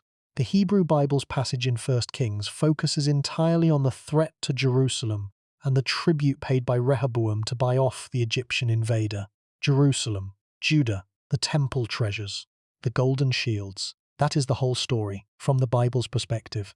Shoshenq attacks Jerusalem. Jerusalem pays. Shoshenq leaves. End of episode. But the Bubastite portal tells a different story, one in which Jerusalem, if it appears at all, is a minor element of a much larger operation. The majority of the identified place names are not in Judah. They are in Israel, in the northern kingdom that was supposedly aligned with Egypt through the Jeroboam connection. If Jeroboam was Shoshenq I's protege, why was Shoshenq I's army marching through the cities of the northern kingdom's heartland? And it gets stranger. Among the place names on the Bubastite portal, in a sequence that Kitchen and others have identified with the Negev region south of Judah, there are names that correspond to settlements associated with the Negev highlands culture, small, isolated fortified communities in the arid southern landscape that appear to have had specific connections to the Israelite Judahite sphere of influence. The destruction or submission of these remote desert communities suggests that the campaign had strategic dimensions beyond the simple confrontation with the monarchies of the divided Israel. Shoshenq I was not just threatening capitals and royal cities. He was systematically working through the landscape. The most plausible historical reconstruction, developed by Kitchen and modified by subsequent scholarship, sees the Shoshenq campaign as a multi-phase operation with several distinct objectives. The first phase appears to have moved through the Negev and the southern Judean territories, neutralizing the fortified settlements and extracting tribute or submission from the smaller communities. The second phase moved north along the coastal plain and into the Jezreel Valley, targeting the major cities of the northern kingdom, Megiddo, Taanach, Beth Shean, that controlled the strategic routes through Canaan. A third phase may have circled back through the Jordan Valley and the territories east of the Jordan. Jerusalem, in this reconstruction, was not the primary objective of the campaign. It was a target of opportunity or a demonstration of power, visited and extracted from, but not destroyed or systematically dismantled. The biblical account, which presents the Jerusalem visit as the climax of the campaign, may reflect the perspective of a Judahite writer for whom Jerusalem was, obviously, the most important place in the world, and for whom the Egyptian pharaoh's visit to the city was the event that mattered most. But from the Egyptian perspective, as reflected in the geographic distribution of the Bubastite portal names, Jerusalem was one stop among many, and perhaps not even the most important one. The question of what actually happened in Jerusalem during Shoshenq I's campaign is one of the most contested in the whole field of biblical archaeology, because it intersects with the larger question of what Jerusalem was in the 10th century BCE. If Jerusalem was, as the Bible describes it, the capital of a wealthy and powerful kingdom with a great temple filled with golden treasures, then Shoshenq's visit would have been a significant event. The extraction of those treasures would represent a substantial transfer of wealth, and the biblical writer's careful itemization of what was taken, the gold shields, the temple and palace treasuries, would make sense as a record of a genuine historical loss. If Jerusalem was, as some archaeologists have argued, a much more modest settlement in the 10th century BCE, a highland town of limited urban development without the elaborate public architecture and accumulated wealth that the biblical description implies, then the significance of the Egyptian campaign to Jerusalem is proportionally reduced. The treasures taken would have been smaller. The impact on the local polity would have been less. The event might still have been experienced as traumatic and significant by the people who lived through it, but it would not have been the sack of a major capital city. The archaeology of 10th century BCE Jerusalem is one of the most difficult problems in the entire field of biblical archaeology, for a reason that is largely physical. Jerusalem is not an abandoned site. It is a continuously inhabited city, one of the most consistently occupied urban centers in the world, lived in from the Bronze Age to the present day. The continuous occupation means that, Each generation of inhabitants has built on top of and through the remains of previous generations, destroying or disturbing the earlier archaeological layers in ways that cannot be undone.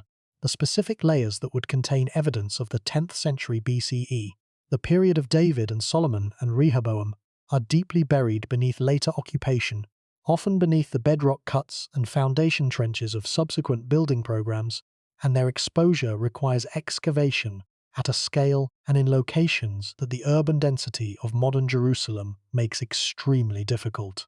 Some significant excavations have been conducted in specific areas of ancient Jerusalem, notably on the City of David Hill south of the Temple Mount, where archaeologists including Eilat Mazar have exposed remains that she and others have interpreted as potentially consistent with large-scale public architecture of the 10th century BCE. Mazar's controversial identification of what she called the large stone structure, excavated in the early 2000s as potentially the palace of David himself, generated substantial debate in the scholarly community. The dating of the structure and the interpretation of its function are disputed. The material is genuine, the interpretation is contested. This is the normal condition of biblical archaeology. What is not disputed is that Jerusalem was occupied in the 10th century BCE. The dispute is about its scale and character, and the scale and character of 10th century Jerusalem directly affect the interpretation of Shoshenq's visit. The larger and wealthier the city, the more significant the campaign, and the more credible the biblical account's emphasis on the tribute paid. The smaller and more modest the city, the more the campaign looks like a general regional sweep with Jerusalem as a minor footnote rather than a primary objective. The Megiddo stele fragment is worth considering carefully in this context, because it is the clearest piece of direct physical evidence for the campaign outside the Bubastite portal itself. The stele was found by the Oriental Institute of Chicago's excavation at Megiddo, ancient Tel Megiddo, in the 1920s during the large-scale excavations that the Oriental Institute conducted at the site between 1925 and 1939. The fragment is small, a piece of a royal stele bearing the cartouche of Shoshenq Mai, broken off from the original monument that must have been erected at the site to commemorate the Egyptian conquest. It is a conventional piece of royal commemoration, the kind of stele that victorious pharaohs customarily erected at conquered cities to mark their presence and their triumph. The Megiddo stele fragment does several things for our understanding of the campaign. It confirms, independently of the Bubastite portal, that Shoshenq was physically present at Megiddo. It demonstrates that the campaign was significant enough that Shoshenq erected a permanent victory monument at the site, an action that implies a degree of deliberate commemoration beyond a simple raid. It places the Egyptian campaign in the northern kingdom of Israel at one of the most strategically important cities in Canaan, the city that guards the entrance to the Jezreel Valley, and that has been fought over in every major military engagement in the histories of the Levant. But here is what makes this truly fascinating. The Megiddo stele fragment does not mention Judah, or Rehoboam, or Jerusalem, or golden shields, or any of the details that the biblical account emphasizes. It is a piece of a monument recording an Egyptian military triumph at a northern Israelite city. If our only source were the Megiddo stele, we would know nothing about what happened in Jerusalem. We would know only that Egypt had been to Megiddo. The two sources, the Bible and the stele, are looking at different parts of the same elephant. And this is perhaps the most important structural observation about the Shoshenq problem. Every source we have is partial. The Bubastite portal is a royal propaganda document that records the places the campaign touched without describing the specifics of what happened at each one. The Bible is a religious and national history of Judah that describes the impact on Jerusalem without any interest in what happened elsewhere in the campaign. The Megiddo stele is a fragment of a victory monument that records a presence without elaborating a narrative. None of these sources, individually or together, tells us the whole story. Each one looks at the campaign from its own angle, from its own priorities, and records the parts that mattered to the person doing the recording. This is the normal condition of ancient history.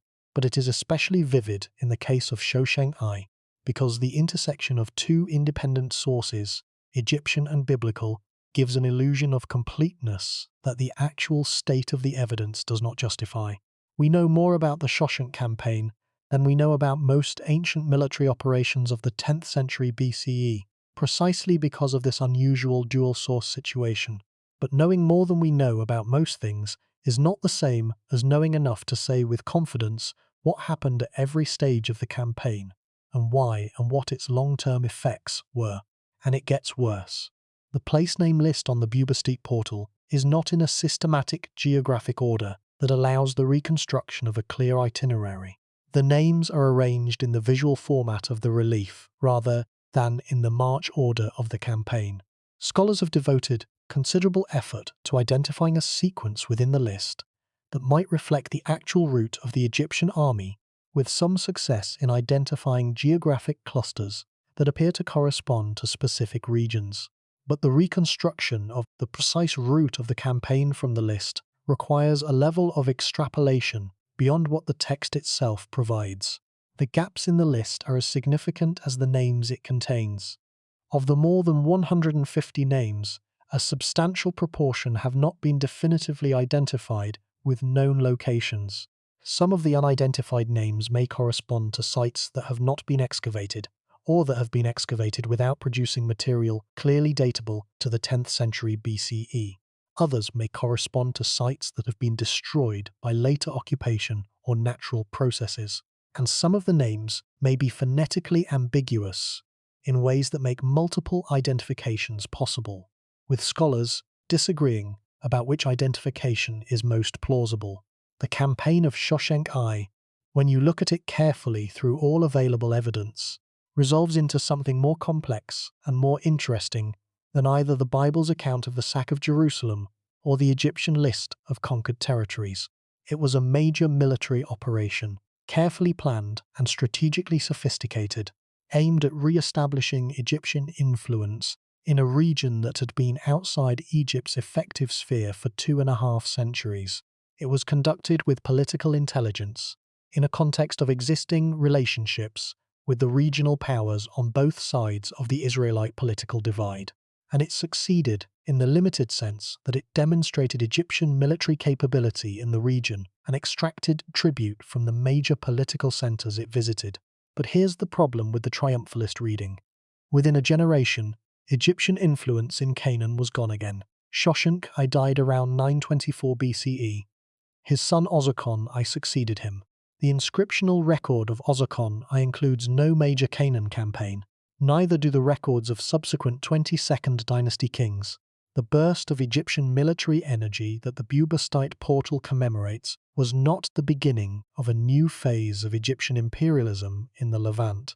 It was a single episode, remarkable in its execution and significant in its immediate impact, but without the sustained follow-through that would have been necessary to translate a successful campaign into a lasting regional hegemony.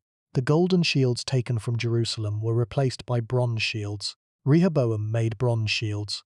That detail, so seemingly minor in the biblical account, is one of the most revealing single statements in the whole story. Gold replaced by bronze, the genuine article replaced by the imitation, the wealth that had once been there, gone and not restored.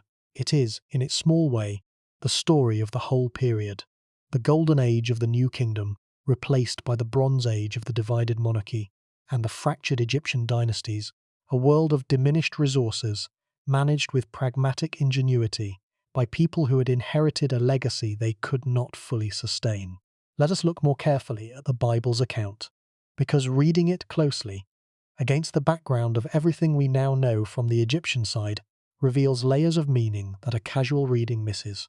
The passage in 1 Kings is brief, as biblical passages dealing with Egypt tend to be brief. The Deuteronomistic historians who compiled and edited the books of Kings.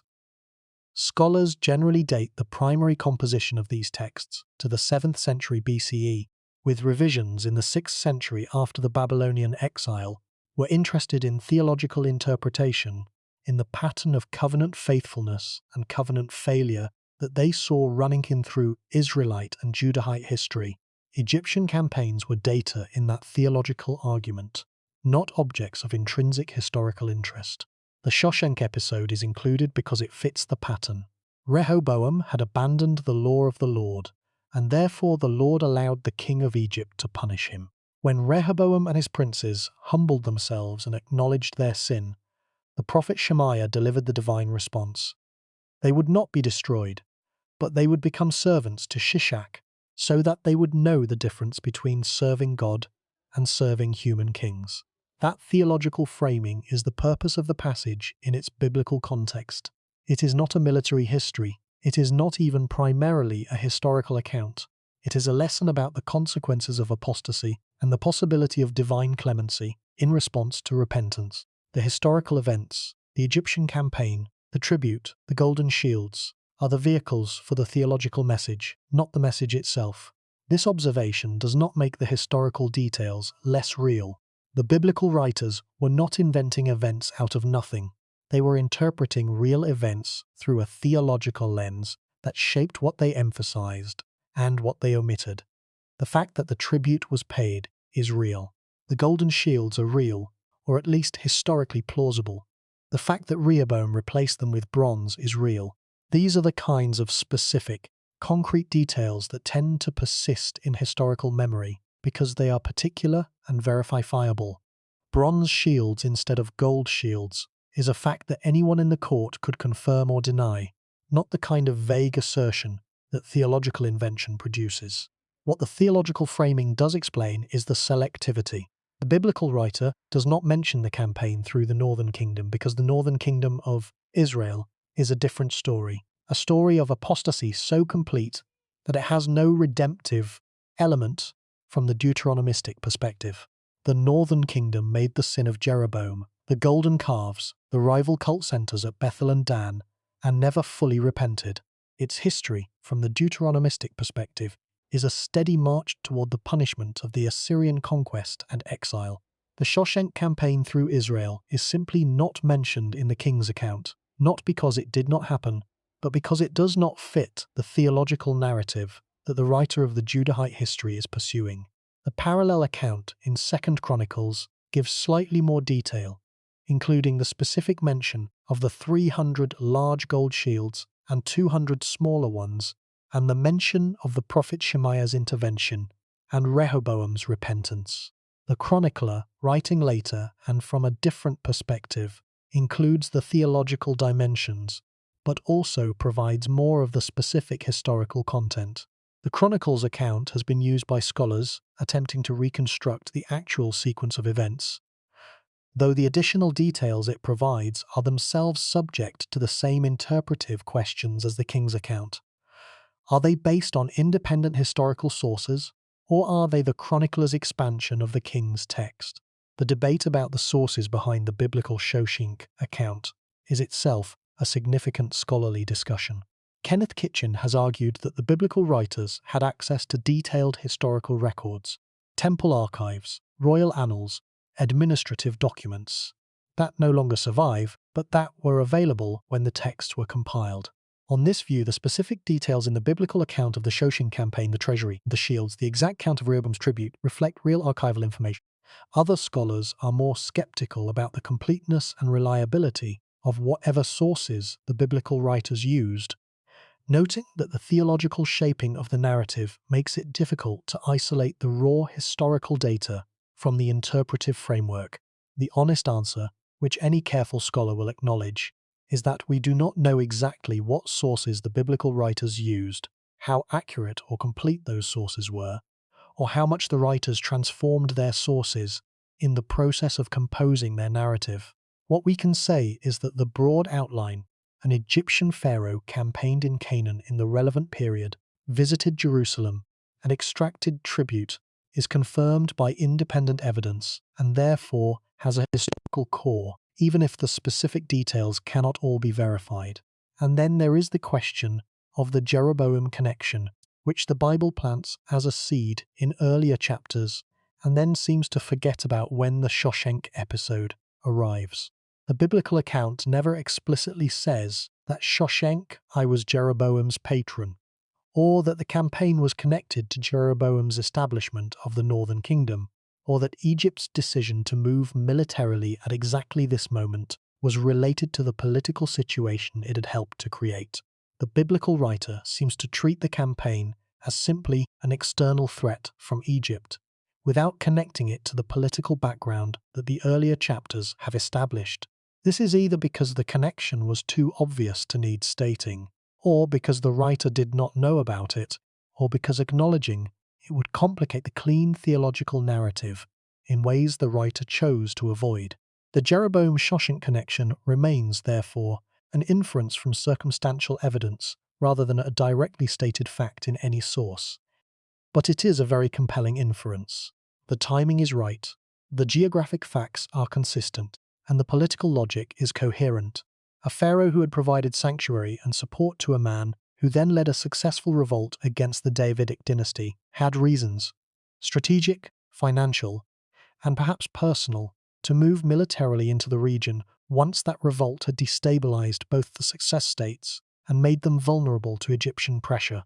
Whatever the full truth about the Jeroboam connection, the campaign itself stands as one of the most significant events in the history of the intersection between Egyptian and Israelite history.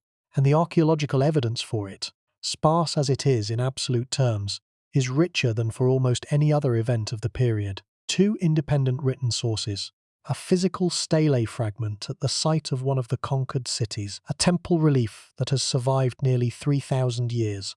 This is exceptional documentation for the 10th century BCE, when most events are either unattested in the written record or attested in only a single source. The silence that followed the campaign is as instructive as the campaign itself. Within a generation, Shoshenq was dead. His son Ozorkon ruled Egypt and left no record of a Canaan campaign. The Levant reorganized itself around its existing political configurations, and the episode of Egyptian military intervention became a memory, a vivid one, preserved in the biblical account and in the stone of Karnak, but not the beginning of anything new. Egypt did not return to empire. The divided kingdoms of Israel and Judah continued their separate histories. The Bubastite portal stood in the sun at Karnak, recording the pharaoh's triumph, while the world moved on. But here's what makes this truly terrifying in the epistemological sense. If we did not have the Bubastite portal, we would have only the biblical account. We would have a story about an Egyptian pharaoh called Shishak who sacked Jerusalem and took the gold shields. We would have no independent confirmation that any of it happened. We would not know the Egyptian name of the king. We would not know the geographic extent of his campaign. We would not know that he marched through the northern kingdom as well as the southern. We would have a text, and we would have to decide whether to believe it. And if we did not have the biblical account, we would have only the Bubastite portal and the Megiddo stele fragment. We would know that an Egyptian pharaoh named Shoshenq campaigned in Canaan, passed through the Jezreel Valley and the Negev and various points between, erected a stele at Megiddo, and recorded his campaign on the walls of Karnak. We would know nothing about Jerusalem. We would know nothing about golden shields. We would know nothing about the political background of the divided monarchy. We would have a list of conquered places and a fragment of stone, and we would be trying to reconstruct from them the context that gives them meaning. What we actually have, both sources together, read critically against each other, is more than the sum of the parts. The combination allows the reconstruction of a campaign that neither source alone could provide. The Bible gives the political and narrative context. The Egyptian records give the geographic and military scope. Neither source is complete, neither source is simple to interpret. But together, they produce something genuinely remarkable, a connected view of the same moment from two different cultural perspectives, across an interval of nearly 3,000 years. That is unusual, that is precious, and that is why Shoshenq matters beyond the boundaries of either Egyptology or biblical studies. Before we move to the detailed exploration of the evidence, there is one more dimension of the core problem that demands attention: the question of what the campaign accomplished strategically and economically, and why the Egyptian intervention at this particular moment was both possible and necessary from Shoshenq's perspective. The period of Egyptian withdrawal from Canaan that preceded Shoshenq's campaign was not simply a period of indifference. Egypt had maintained a degree of commercial and diplomatic interest in the region throughout the Third Intermediate Period. The trading relationships with the Phoenician cities of the Lebanese coast, the source of cedar, the great luxury timber that Egypt could not produce domestically, were continuous, running through both the 21st and early 22nd dynasty periods. The copper and bronze trade from Cyprus flowed through Phoenician intermediaries. The luxury goods of the eastern Mediterranean moved through commercial networks that included Egyptian participation at the delta end of the chain. But commercial presence is not the same as political control, and Shoshenq I was not content with commercial presence alone. The Canaan campaign was, in part, an assertion that Egypt's relationship with the region was not merely commercial but tributary, that the cities and kingdoms of Canaan owed Egypt recognition of its superior status, expressed in the traditional form of tribute, not merely in the normal exchange rates of commercial transaction. This distinction between tribute and trade was central to the ideology of Egyptian kingship. The pharaoh did not negotiate with foreign rulers as an equal. He received their submission, their gifts, their acknowledgement of his divine supremacy. The division of the Israelite kingdom created the opportunity. Two competing successor states, each too weak individually to resist Egyptian pressure, each potentially willing to buy Egyptian favor at the other's expense, presented Shoshenq with a leverage that a unified and confident Israelite state might have been able to resist. The strategic intelligence that had sheltered Jeroboam a decade earlier, if that connection is real, and the circumstantial evidence suggests it is, now paid its dividend. Egypt moved into the vacuum that the divided monarchy had created, extracted what it could, demonstrated its continued military relevance in the region, and withdrew. It was not empire, but it was, by the reduced standards of the 10th century BCE, a significant projection of Egyptian power, and the Bubastite portal said so, in stone, for anyone who could read it. The math is striking.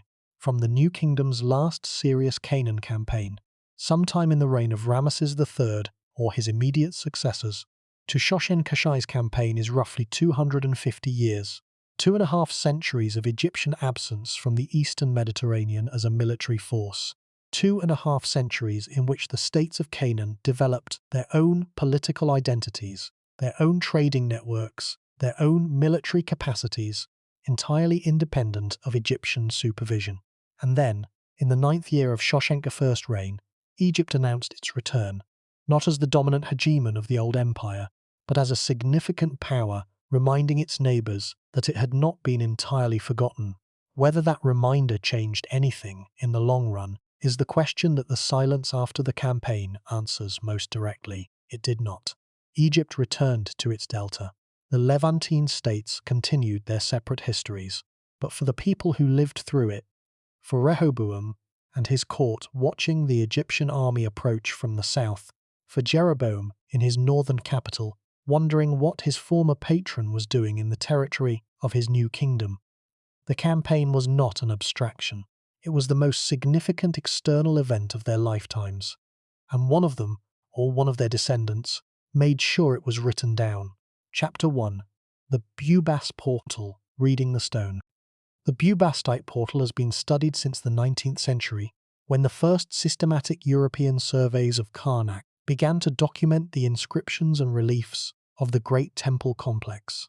The French Egyptologist Jean-François Champollion, who famously deciphered Egyptian hieroglyphics using the Rosetta Stone in the 1820s, was among the first scholars to examine and record the Karnak inscriptions systematically. His successors, the German archaeologist Carl Richard Lepsius, who conducted a major expedition to Egypt in the 1840s, and a series of French and British scholars who worked at Karnak throughout the 19th century, progressively expanded the documentation and the analysis of the site's inscriptions.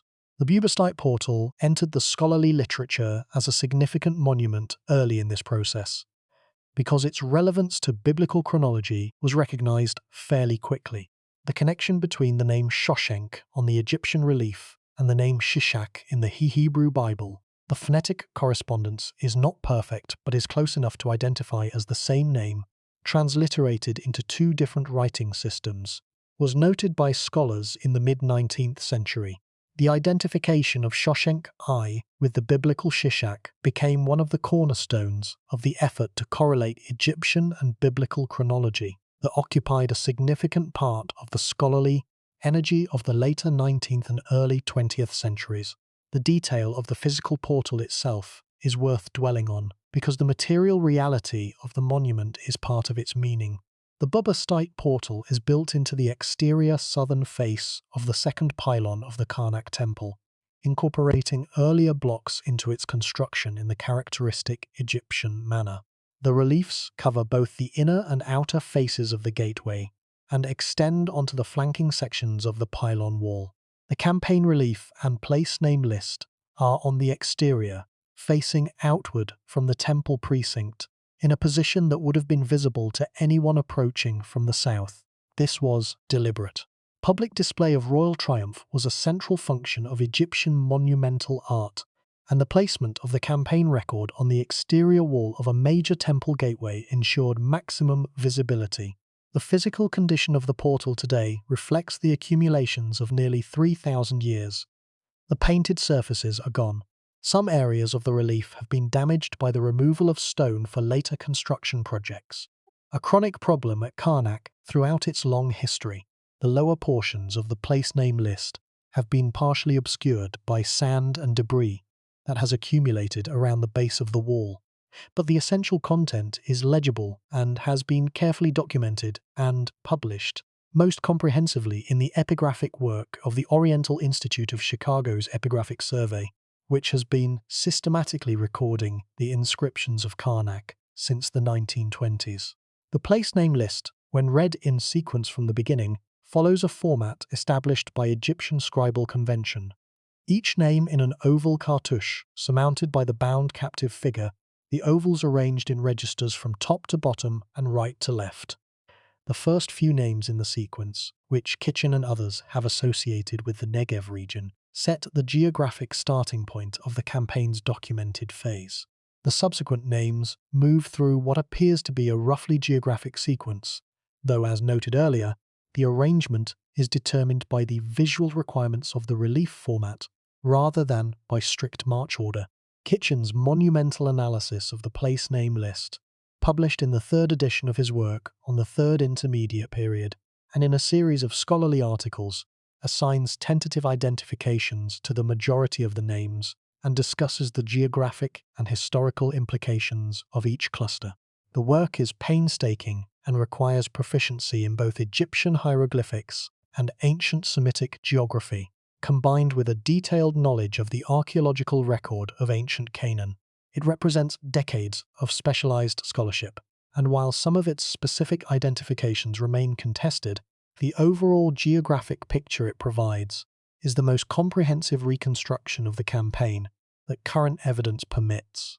Among the identifications that are most widely accepted, Megiddo, written in the Egyptian script as something approximating Mkdy, corresponds closely to the name of the city known from multiple other Egyptian documents, from the Hebrew Bible and from the site of Tel Megiddo itself.